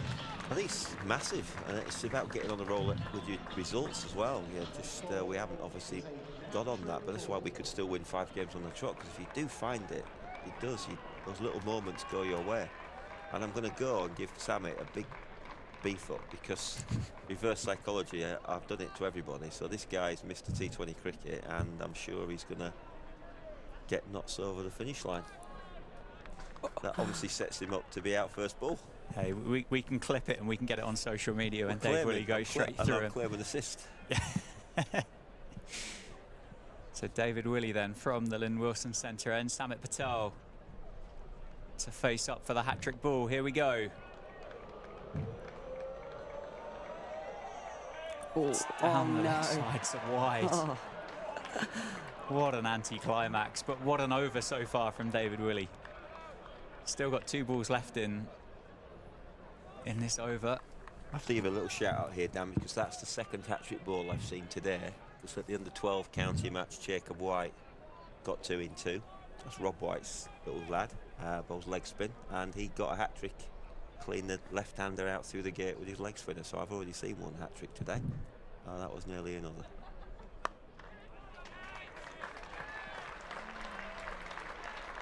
Round of applause around the ground for David Willey for that dot ball. I don't think they've quite realised he's got another ball to bowl yet, but I'm sure he won't be complaining about the applause there. So you're just being a bit greedy then, asking for that, that 2nd hat-trick? Yeah, maybe. It was worth a try playing the Samit card. Oh, I think it's definitely worth the form that you're on today as well. I think it was well worth. Well, lack of form, that's the point, isn't it, what you're saying? Oh, it's a big swing from Samit Patel, and he gets off the mark with a single into the leg side. So 2 wickets in that David Willey over. Applause from the Steelbacks fans all around the ground for their captain. Ben Sanderson is going to continue from the David Capel end, and the Outlaws are 22 for 3 after 3. I think we talked about Dave and his impact that he could have on a game, and they've just been striving so hard. Here we go, this top draw position, as we said, great top 3 that they've got, and Dave's parked 2 overs, 2 for 3 there, so great start. Ben Sanderson and Samit Patel will be on strike for the 4th over. Vasconcelos still in at first slip. Looks like we got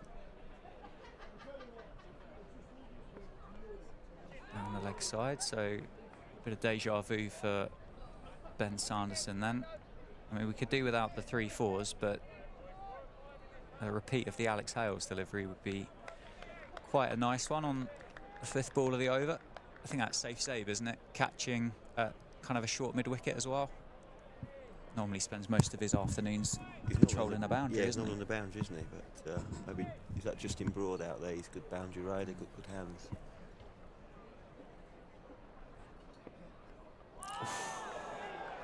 Half a peel from Ben Sanderson, nothing from Lewis McManus, but it invites the drive and brings a play and miss from Samit Patel. On inside. Side edge, yeah. That little bit of nip back shape still. Steelbacks wind projector is on fire, having that 67%. Hey, it's back. It's back. It's in the Steelbacks' favour, the Intelligent Cricket win predictor.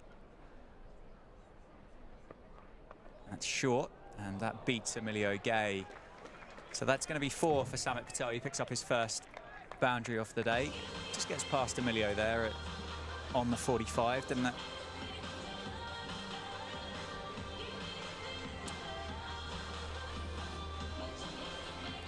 Looked half interested in a dive for that, but I don't think... Yeah, he's just shuffled down him, hasn't he? And that's Sando's trying to pull his length back. I'd like to have seen him hold his length, hold his nerve, keep hitting that Ben Sanderson length, find the edge or find the bails again. So if you're Samit, you want him bowling short and getting away from that. Yeah. It's punched through the covers. It's going to be a couple, so Samit Patel comes back for 2.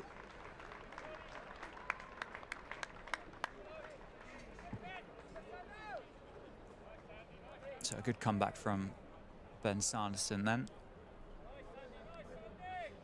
So going back, Trish, to the women's county stuff, was it traditionally a case of it didn't get played further through because of obviously those other competitions and potentially, I guess, the lack of resources / numbers to keep putting sides out for counties? It can't be a million miles away from being able to run 2 side by side. Yeah, so back in the day, before the regional stuff came in, we had a 50-over competition and the T20 competition.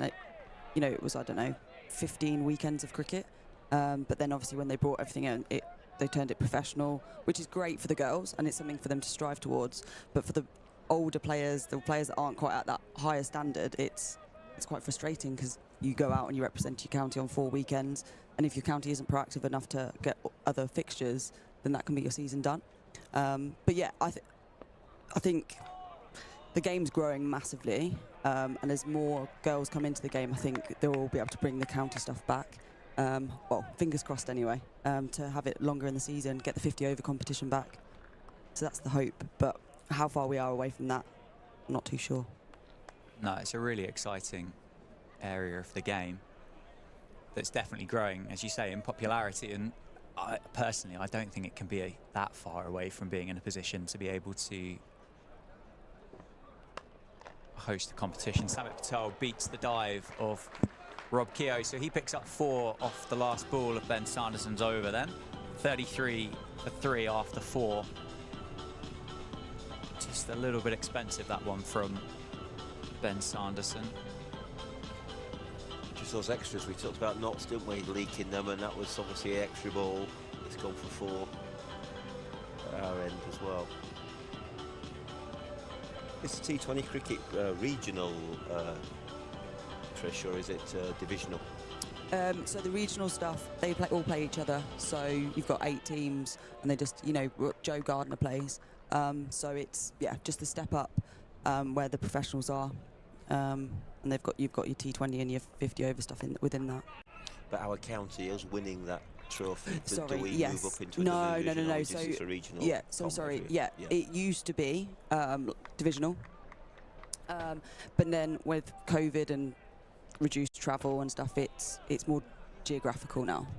So no, unfortunately, yes, we've won, but we don't move up. Unsurprisingly, Dave Willey has continued, so he's going to bowl his third over from the Lynn Wilson centre end. And it's a couple of dot balls there for Joe Clark to deal with at the start of Dave Willey's third over. I think he made a point of, well, me posed the question of how Joe Clark will play now that he's lost his aggressive teammates in Alex Hales and Colin Monroe so early. He's going to have to dial it back a little bit, isn't he? Well, yeah, I just thought so. But he's a very, that strike rate you have, 170 you mentioned, it suggests he doesn't back off very often. No, squared up this time. Well fielded in the end. So 3 dot balls in a row. I've been led to believe that something magic normally happens after 3 dot balls in 20 over cricket. Yeah, here it comes.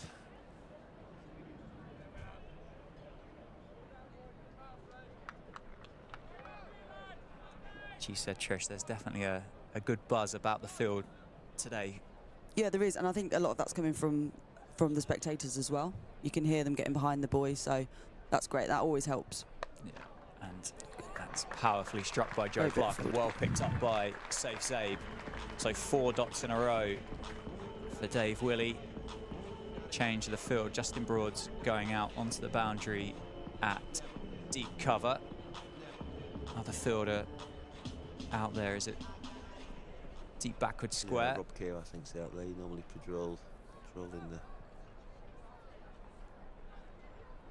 So Joe Clark on strike. 4 dot balls so far, so a bit of pressure building here.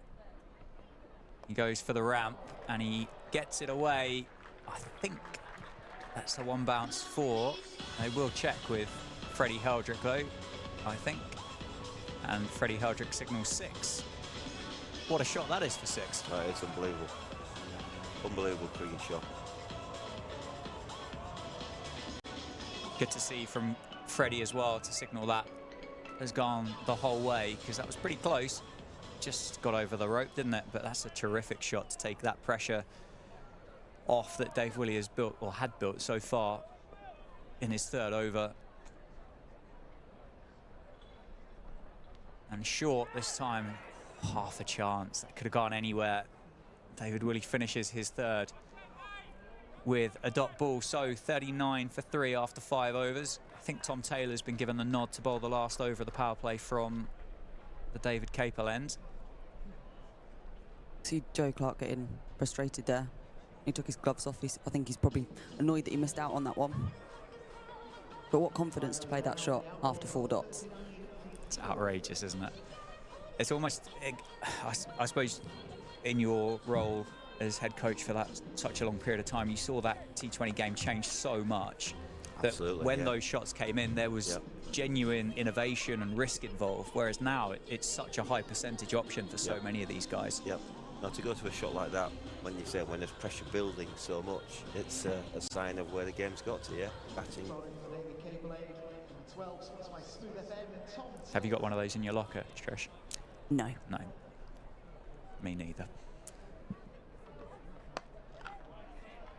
Dot ball for Tom Taylor. Have you got one of those? Are we going to see one of those in the fourth? Yeah, I'm going to bring it out. Yeah. Fourth, yeah.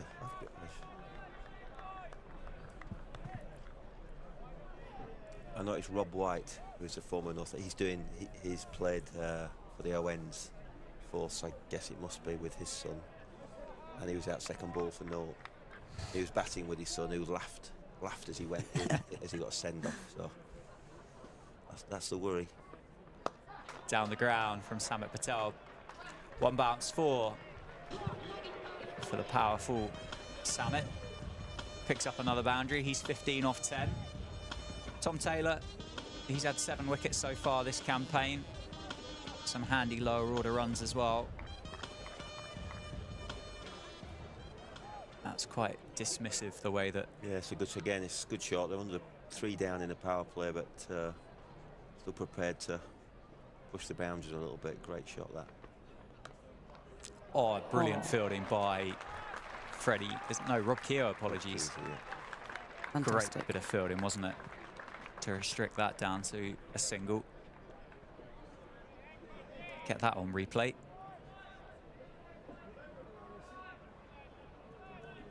Oh, we just caught the back end of it. That had 4 written all over it, didn't it? Yeah, that's fantastic bit of fielding. And that just keeps that buzz going, you know, that feel-good factor, that everyone appreciates that bit of fielding that he's pulled off. He's saved 3 runs. We've just got that buzz going. Yeah, so Tom Taylor to Joe Clark. It's going to be a dot ball out to Ben Sanderson at cover. It did feel that way on Friday night. It felt like there was a real buzz about the team in that power play. Had Lanks 3 down for not very many.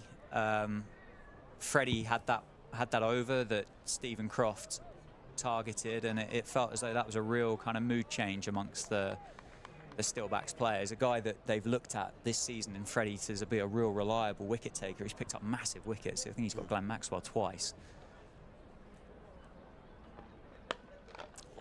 Joe Clark's given himself a bit of room and he's muscled that one down the ground past Tom Taylor. So that's going to be another 4 for the Outlaws. So they're 48 for 3 now the score. It's a contrasting shot to the one we just saw him down the other end, isn't it? He's reverse scooped one, great skill and finesse, and he's just literally thrashed that bail high, swatted it. Absolute power. So last ball of the power play then. For Tom Taylor. And yes, he's got him. He's gone straight through Joe Clark. Clark gave himself a bit of room. The Outlaws are 4 down in the power play for 48. Again, what a comeback. And look at, you can see by Samit Patel there, just the way he's reacted by that wicket, because it was unnecessary, wasn't it? You know, yes, they've lost 3 wickets up to that point, but they were still going up with the rate. Just a hack. Yeah, I'm not a fan of that, actually. The last ball of the power play, he's 20 odd not out, coming out of the power play, just knock that for 1, and that's a nice bonus for us, that is. Absolutely right. So 48 for 4 then after the power play. The Intelligent Cricket win predictor looks an awful lot more healthy than what it did a little bit earlier this afternoon. The Steelbacks at 84% now with the Outlaws 4 down. Captain Steve Mullaney comes to the crease to join the evergreen Samit Patel, and Freddie Heldrick, the wristy, is going to bowl from the Lynn Wilson centre end. I suspect you're quite happy. That's just fantastic, and Freddie's now on a great time for him to bowl. You know, I said it was a tough first over last night with a short side against 2 experienced players, but now 4 down, a little bit in the surface. Not really can't afford to go too hard in this period, and gives Freddie the chance to build some pressure on him. Yeah. At least not concede boundaries, and then the rate will go up, and that only helps us. Absolutely, that run rate 9.33 is currently required for the Outlaws, and Freddie Heldrick starts with a single off his first ball. Do you manage to rope the players in much, Trish, to your day-to-day work here at the club? What, the men, or sorry, the... Yeah, the men, yeah. Stump in Chance. Yeah, so see a few of them, and obviously they go out and do some community visits and bits and pieces, so it's great to have the boys around, and they're brilliant with the kids. Obviously we saw from the Ring of Steel earlier, you know, they're running around signing as many sort of helmets as they can. Steve Mullaney off the mark. He's tucked that one into the leg side. Well fielded by Ben Sanderson. Brings up the 50 for the Outlaws off 6.5 overs. 4 down though, which is the important number. Short from Freddie, and AJ Ty is going to restrict that down to 1.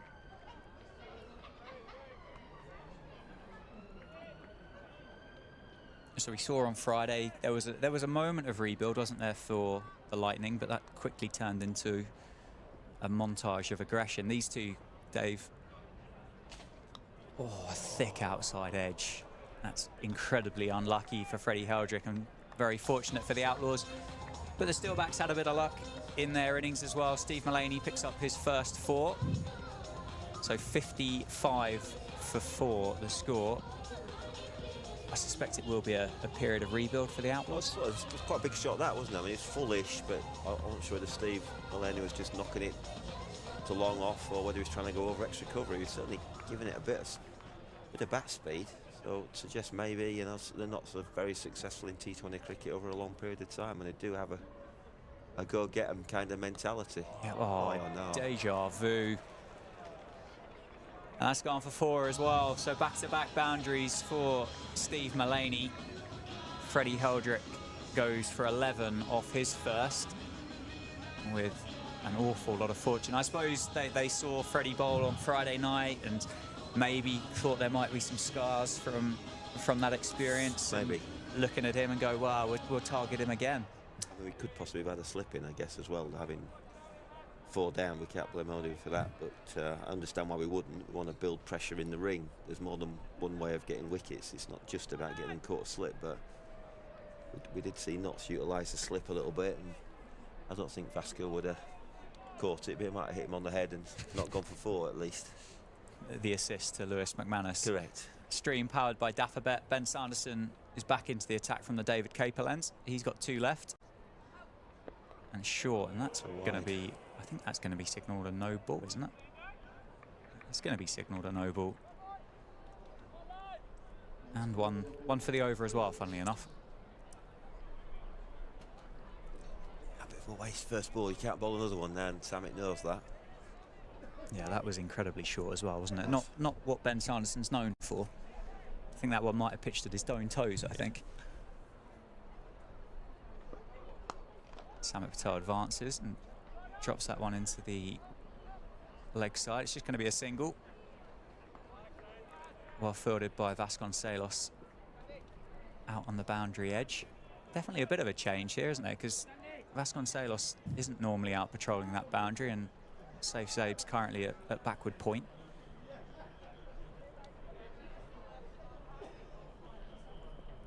Steve Mullaney then. And well, that looks like we should have been playing in white. That was a rarity, wasn't it? Yeah. That was like we both felt the same shock there. Sure, Fish was the same. Yeah, you don't see it very much, do you? T20 cricket over 7 and a beautiful 4 defensive shot. Proper cricket for the purists. I didn't even think about a run either. Just thought, no. You can all look at that 4 defensive shot.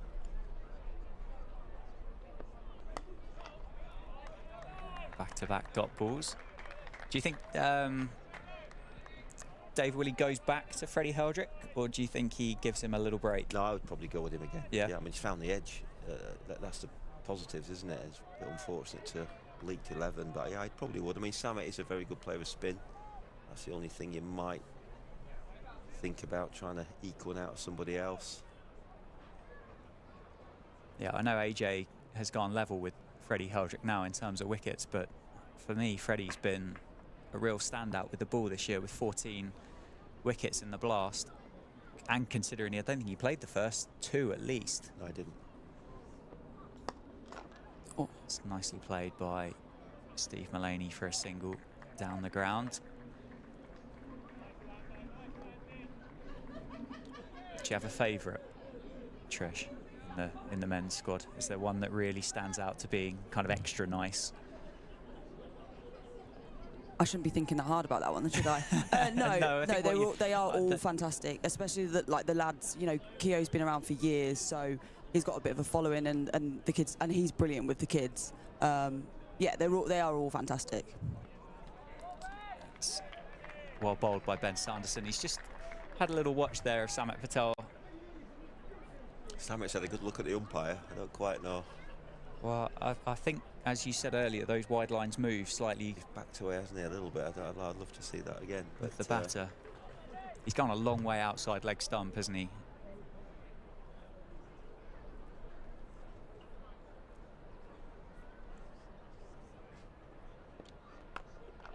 It's going to be a single off the last ball of Ben Sanderson's third over.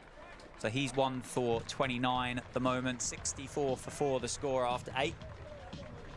Steelbacks at 76.6% and the Outlaws at 23.4. And it is indeed going to be Freddie Heldrick to continue from the Lynn Wilson centre end.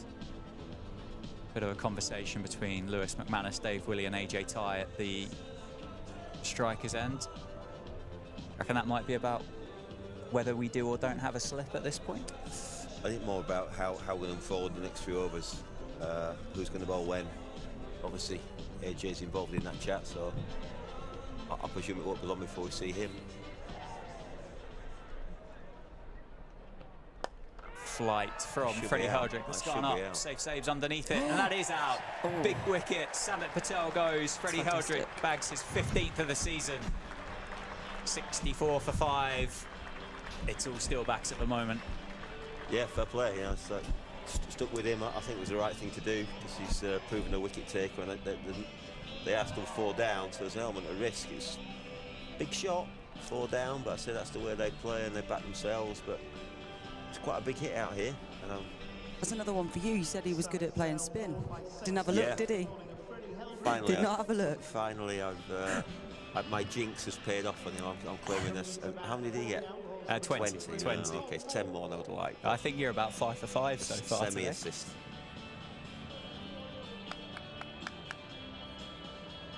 So 5 down then, the Outlaws.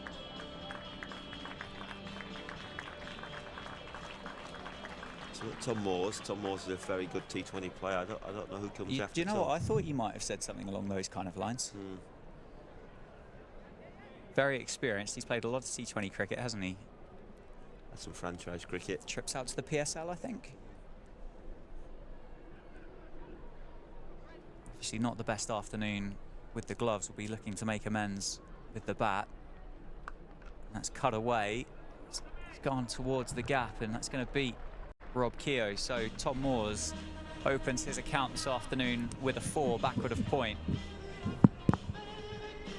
Bit short that one from. Yeah, just thought it'd be disappointed with that. He hadn't to go looking for him, has he? He's just presented him with an authentic cut shot. It's incredibly quick through the air, Freddie Heldrick. And that's struck into the leg side, and it's just going to be a single. 69 for 5 the score. Captain Steve Mullaney is 10 off 7. Tom Moores new to the crease, 5 off 2. Required run rate just under 9.5 and over.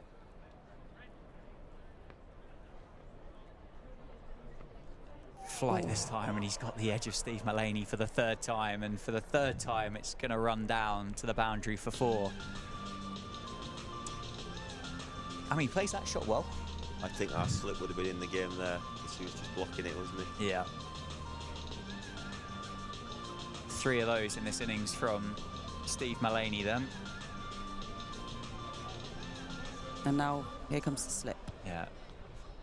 You just feel sorry on Freddie. He's putting it in the right areas, and you know he's gone leaked 12. He couldn't believe it, could he? Vasconcelos occupies, well, his position really, isn't it? First slip.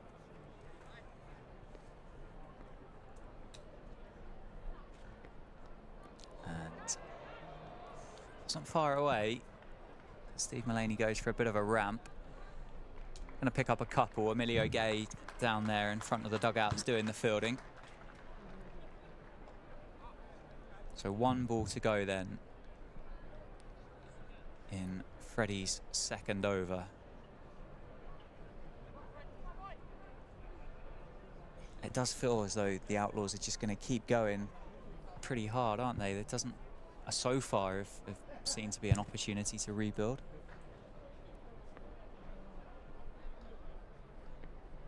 Oh, and that's beaten Steve Mullaney. A bit of flight that time from Freddie. So he finishes his 2nd over. He's 1 for 22. He picks up the big wicket, first ball of his 2nd over of Samit Patel for 20. The Outlaws are 75 for 5. Final home game of the year is here on Wednesday against the Derbyshire Falcons. Get your tickets online at the link shown on screen there. Ben Sanderson's going to bowl his 4th over from the David Capel, and then he's bowled 3 overs, 1 for 29 at the moment. Tom Moore's on strike.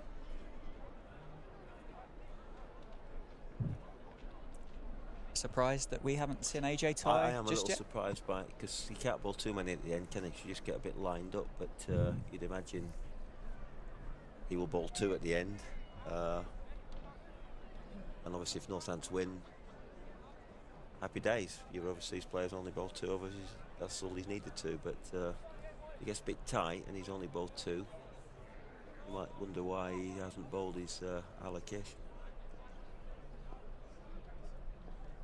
Ben Sanderson to Tom Moore's. And that's gone. Ben Sanderson picks up the wicket of Tom Moore's. Good decision by Dave Willey to keep Ben Sanderson going. Dave Ripley 6 for 6 now with the jinx from the commentary box, and the Outlaws are 6 down for 75. Trish. Yeah, they're going to be very, very happy with that. Obviously, Freddie's going to be disappointed that his figures, you know, probably don't show how well he's bowled, but him just putting it in those areas, having those nicks and stuff, is going to put pressure on Mullaney and Moore's there. You know, the run rate's building, they've got to keep going. And I know we said about rebuilding, but actually, if you go too slow and go the other way, obviously the run rate just keeps building, doesn't it? And then you put pressure on everybody else. But yeah. Well, Shaheen Shah Afridi is coming out to bat next for the Outlaws. And I think in the past, some might have said that he wasn't that handy with the cricket bat, but based on this year's performance in the PSL, I think he's turned himself into a bit of a... I saw him whacking a game, I think it was Derbyshire. He was in at the end, and it was looking like it could get a bit tight, and he's smashed a couple of 6s, I think, so he's got a long ball in him. Definitely a guy I would imagine, and I know I've not had a good day on this so far, that he definitely only plays one way. I don't think he's going to... You're wearing the right shirt, Dave, to have a wrong day. Steelbacks till I die, yeah. On that one, but I suspect you're right. I think we are going to see Shaheen play the way... He's not going to block his way or get ones. He may as well just play the way he played at the end of the innings at Derby, where he hit some couple of long balls. Yeah, so Ben Sanderson's going to know what's... But that little bit of nip, coming. I've got a feeling there's a caught behind, caught slip coming. And Ben Sanderson goes short to start with. Gets a bit more leeway, doesn't he, with Shaheen? He's got a few inches on Samit Patel. Good surprise option. I mean, I like that one. He's still got men back if he did have a flap at it. Yeah, he's got ball in the bag. Absolutely right. Looks like Justin Broad might be having a little bit of a loosener down on the boundary edge. He's gone past the outside edge of Shaheen, has Ben Sanderson. So a wicket and 2 dot balls to start Ben Sanderson's last over. 2 for 29 at the moment. Backing up his 2 for 29 that he picked up against Lancs on Friday night. 8 wickets in the competition so far. Play and miss again. Looks like he's got this ball on a string at the moment, doesn't it?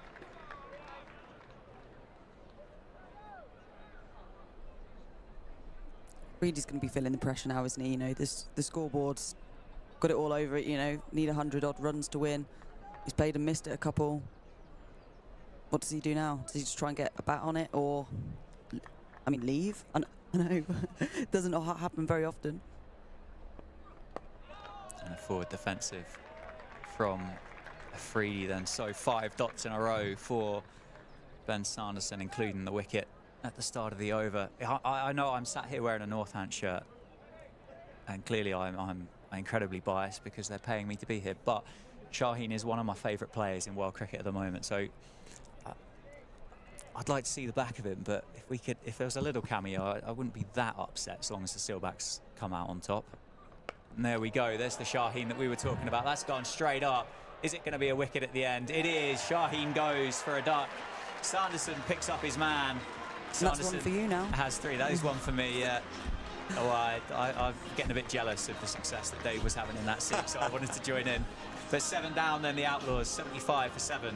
Ben Sanderson finishes with 3. It's just not a sensible cricket, is it? I know T20, a lot of it times, it isn't very sensible. You know, you've got to score runs as quick as you can, but he's let the pressure of the dots get to him there, and he's not stayed there with his captain. And I mean, they've given away a lot of their wickets. We've bowled well, but they've given away a lot of their wickets.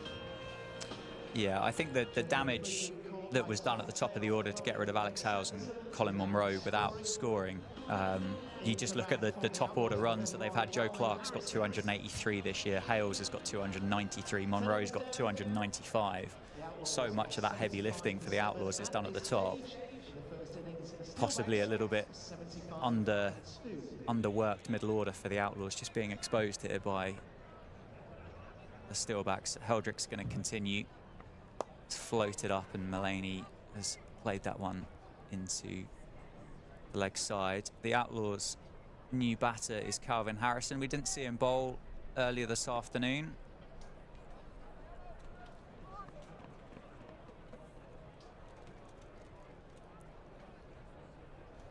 He is on strike, and he's joined his captain, Steve Mullaney, at the crease at 75 for 7. Halfway through the reply, the required run rate currently 10.3. Nicely played by Calvin Harrison. I think it's going to come back for a couple. Well run and well bowled by Freddie Heldrick. There we go. There's the intelligent cricket win predictor that we wanted to see. 97.4% in favour of the Steelbacks.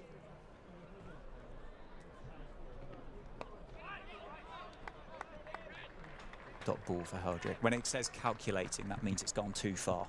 That's the polite way of saying there's no chance left.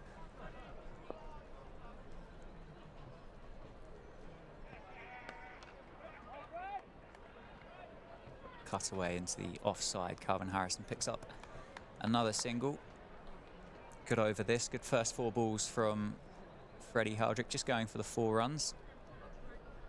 It's like James Sales is on the field at the moment. Shorter ball and a dot ball.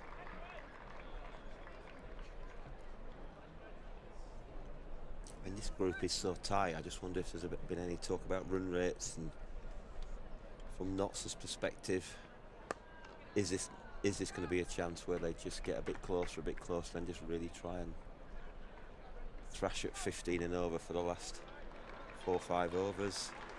From our perspective, I think we just got to make sure we win the game, but if we could win by a reasonable margin, it would certainly help our case as well, 'cause it's a very tight group, isn't it? It certainly is, yeah. So Freddie Heldrick finishes his 3rd over, and AJ Tye is going to bowl his first of the day from the David Capel end. As you say, that group, currently Birmingham Bears, Yorkshire and the Outlaws all tied at the top of the group on 12.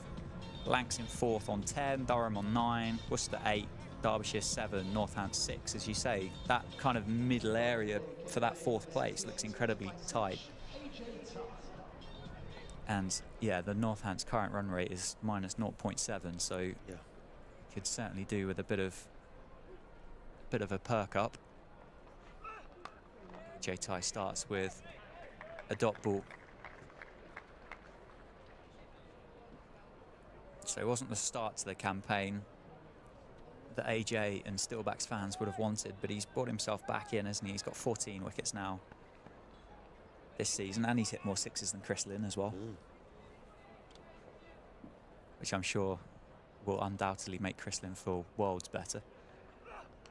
Oh, big nick from Steve Mullaney. It doesn't carry through to Lewis McManus.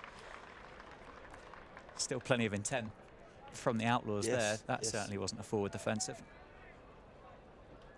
Yeah, I like that, because I feel, you know, we're the best 16 points that we can get to. If it's a rained off game or somewhere 15, so I think our run rate needs to improve. If they keep playing shots, I think that gives us a better chance of winning by 40 odd runs and really getting us a bit more. Whether we'll make it to the into the black or we'll still be in the red, we'd probably still be in the red, but we've got to win 4 more games, so that will only eke us further up. So it can get tight on run rate for sure. Yeah, well, that's what we missed out on last year, wasn't it? The run rate. Yeah.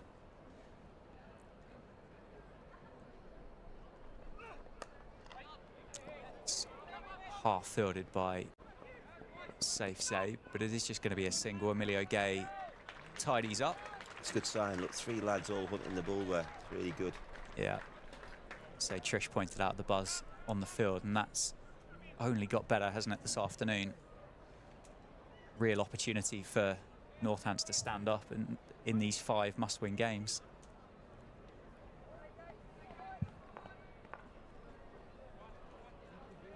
Just you can hear the noise as well. It's so easy to go quiet when things are not quite going right, obviously on Friday, whereas you can hear them all backing each other up. That's a lovely shot by Calvin Harrison. This time through the offside. That's going to be 4. That's his first boundary of the day, and the Outlaws moved 85 for 7. Bit of width offered by AJ Ty. Nicely put away by Calvin Harrison.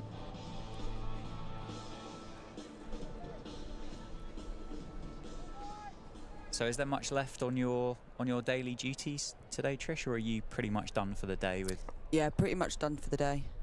So just going to be able to enjoy the cricket now, and from what an amazing place to watch it. Absolutely.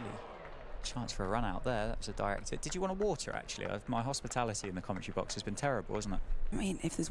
Yeah. No, What? no. Oh, Strictly professional. David, come on, you should know that. I'm taking this quite personally now, David. You've not offered me one. It was a free one from Nigel Felton, bless him. He's sponsoring downstairs. Amazing, thank you very much. 12 overs gone then. 86 for 7, the score. Tom Taylor is going to bowl from the Lynn Wilson centre end. It'll be his 2nd over of the afternoon.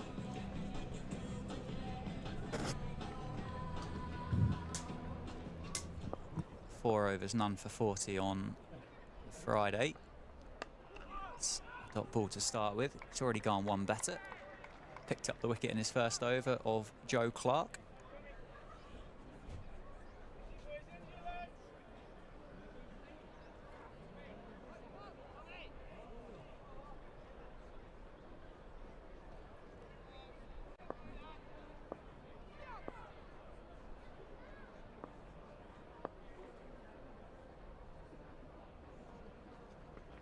It's gone straight up in the air. Fielders converge. And that is gone. That's another wicket. Tom Taylor picks up his 2nd. Captain Dave Willey underneath it takes a very good catch, because that went a long, long way up. And yeah, he seemed to be underneath it for ages, didn't he? It was a long time up there. 8 down now, the Steelbacks for 86. Yeah, great. I mean, Dave epitomises really in the field the energy that, you know, he's everywhere. I don't think there's anyone in the game that slides and throws the ball like he can. When you see him around mid-off, mid-on, and he gets around the ball and he's in mid-air when he throws. I was never in doubt he was going to catch that in my eyes.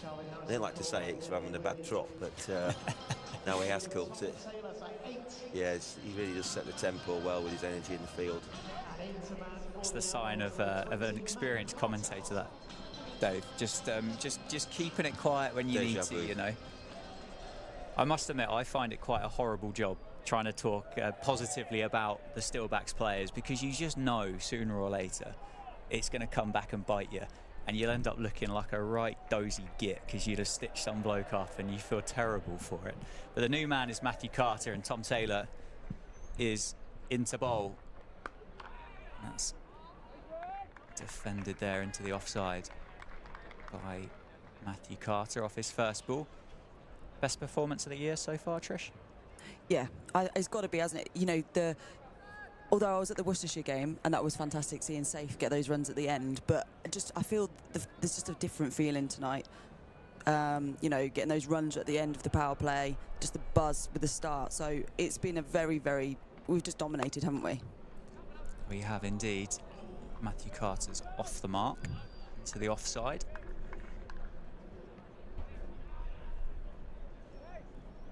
It's a really easy game when things are going right.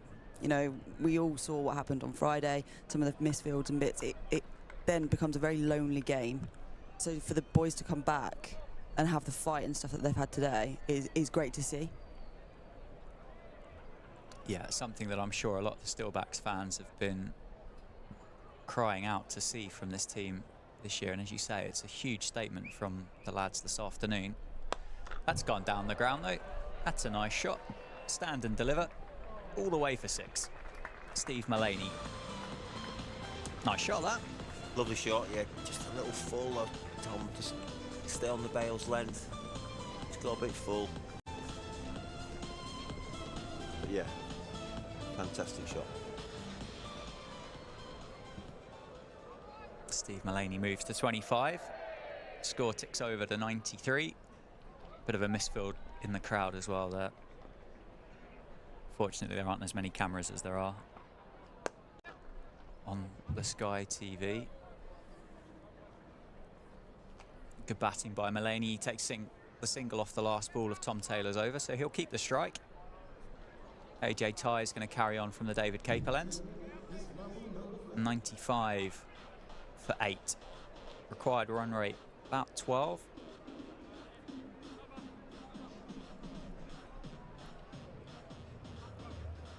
Matt Carter can hit a ball though. He can, yeah, and I was just looking at that rate, you know, required rate 12 and over. That isn't game over required rate. You just need to keep nudging it and nudging it.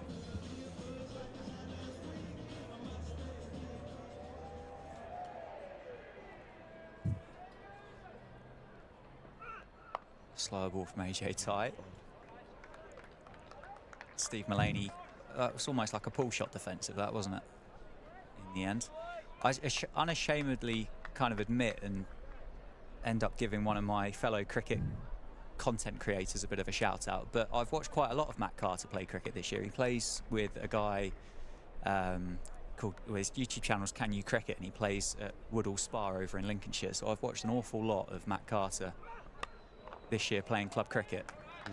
Not because I've wanted to watch Matt Carter play cricket, but because he's always on the videos. So I've seen plenty of him hitting the club he's about.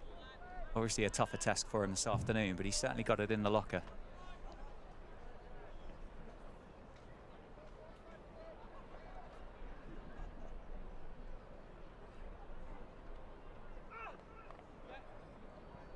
Nicely bowled by AJ Ty. Just a single off his first 3. And that run rate has crept a bit closer towards 13 now. Matt Carter is on strike. It's like Rob Keogh's. I'm just trying to work out who James Sales was on for. It looks like Rob Keogh's the one that's he off. Looked like he pulled up a little bit gingerly. Short ball and pace on from AJ Ty. I don't know whether you remember the boundary. I think down towards the ComSafe stand. He pulled up a little bit gingerly, having tried to fetch that one back in. So hopefully he's all right. I mean, James Sales isn't a bad bloke to have on. No, brilliant field. 12. Just thinking ahead maybe to the championship game next weekend. And short again from AJ Ty and beats Matt Carter for pace. Matt Carter has a little bit of a look at the square leg umpire, but I think that was well inside the lines, wasn't it? That's a good over. Just need him to get out this over now with a single, and it's so the rate's 13.5. It'll be 14 just before you know it. So great over from AJ.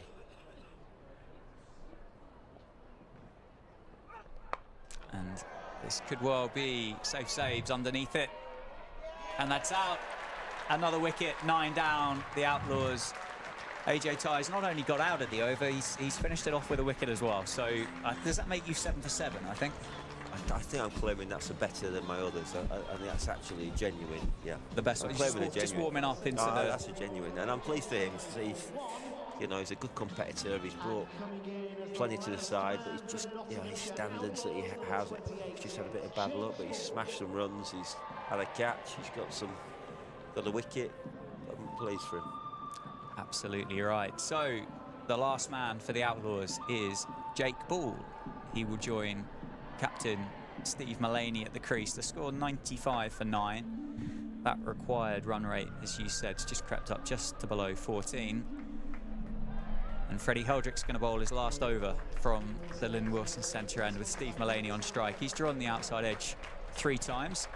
As a round of applause for AJ Ty as he makes his way down to the boundary. Floated up from Freddie Heldrick, and that's going to beat Safee. There's going to be 4 more for the Notts Outlaws captain. Another nice shot down the ground. He moves into the 30s.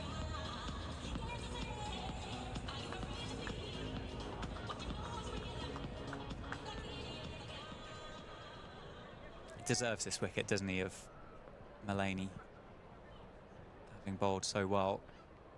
It's defended this time.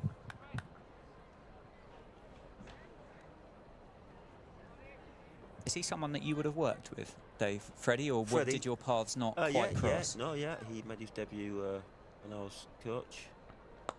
Down the ground this Should time. be out, shouldn't it? Tom Taylor, he doesn't drop Tom him. Taylor's underneath it. He is indeed out. That is it. The Outlaws out for 99.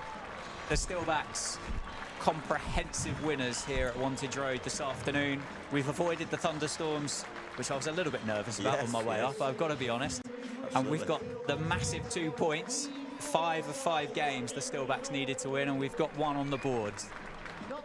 What a performance. Brilliant, yeah, absolutely first class. I mean, the first over, apart from the first over, even that, you know, where we absorbed an all but a maiden and posted a score. And I think the buzz of the day and the energy that was shown, and just beating a side like Notts, who were traditionally, I can't remember maybe the last time they didn't qualify, you know, they're always there in the quarterfinals, a renowned high quality T20 side, and we've, you know, absolutely hammered them, to be fair. So that's got to give us a lift for the rest of the games, and it just shows what we're capable of. Brilliant performance. Yeah, huge performance all round from the Steelbacks. Trish, any thoughts from you at the end of the game? Yeah, I just think it's fantastic. You know, losing Chris Lynn to illness was going to put pressure straight on them, wasn't it? You know, although he hasn't fired this year as much as he has done in the past, you know, they're going into this probably thinking we've got to play out of our skin, and they've just done brilliantly there to, you know, that's a convincing win, and everyone's been a part of it as well. You know, taking catches when they needed to. And I probably wouldn't have been easy to take them. A lot of them were quite high, and we've dropped quite a few catches this season. So I think it's just taking everything that they've put into today, and hopefully we can get that momentum and get through and qualify. Absolutely, as you said, there is a lot of cricket left to play, and hopefully we can get there. Just to run through then, first innings, the Steelbacks made 177. Vasconcelos top scoring with 51. Contributions of 22 from David Willey, 16 from Justin Broad, 26 from Safee, 20 from Rob Keogh, and a bit of carnage from AJ Ty to get 21 off 8. Outlaws in reply, 99 all out. Steve Mullaney, captain, top scored with 31. Even Joe Clark, 23 at the top of the order. 3 wickets for Ben Sanderson. He's getting a bit of a habit of picking up those big wickets in the power play at the moment. 2 for David Willey, 2 for Tom Taylor, 2 for Freddie Heldrick, and 1 for AJ Ty. Puts Northants on 8 points now, which will move them up the table slightly. Yep, that's all we can do, just win our games. I say that will, the run rate, has it altered the net run rate yet on your... Probably not, no. No, but we're heading in the right direction. That's really only going to help us a lot. I say we're in such a tight group. I believe there'll be some even points somewhere come the last 4, and the net run rate will need to be favourable for us to come out on top in that battle, and that's a great help for us as well. Yeah, so the next game for the Steelbacks is away from home at Headingley against Yorkshire. That's on Tuesday, the 20th of June at 6:30. Our last home game here at Wantage Road in the T20 Blast, in the group stage at least anyway, is against Derbyshire. That's Wednesday. Tickets still available for that one. Leicestershire away on Friday the 23rd, and we finish away at Old Trafford on the 2nd of July. So a good opportunity for these players to pick up these wins and really challenge this top 4 and get a quarter-final. Absolutely. That word momentum that we've talked about, there we go. I've had a great win. Let's go and back that up, hopefully on Tuesday night at Headingley. Great place to go and turn them over in a hostile crowd and get them on the back foot. So, yeah, we've done all we can do today. Brilliant performance. Anything more from you today, Trish? I just think it's nice to see them back to winning ways and having that fire in the belly. So let's just hope we can take it with us to Yorkshire and get another win under our belts. Absolutely right. Well, thanks everybody for joining us this afternoon. Dave, your company's been fantastic. Trish, thanks for joining us in the second half. Brilliant as well. I'll be joined by Joe and Sam back on Wednesday here for the game against Derbyshire. And yeah, what a win. We'll see you on Wednesday.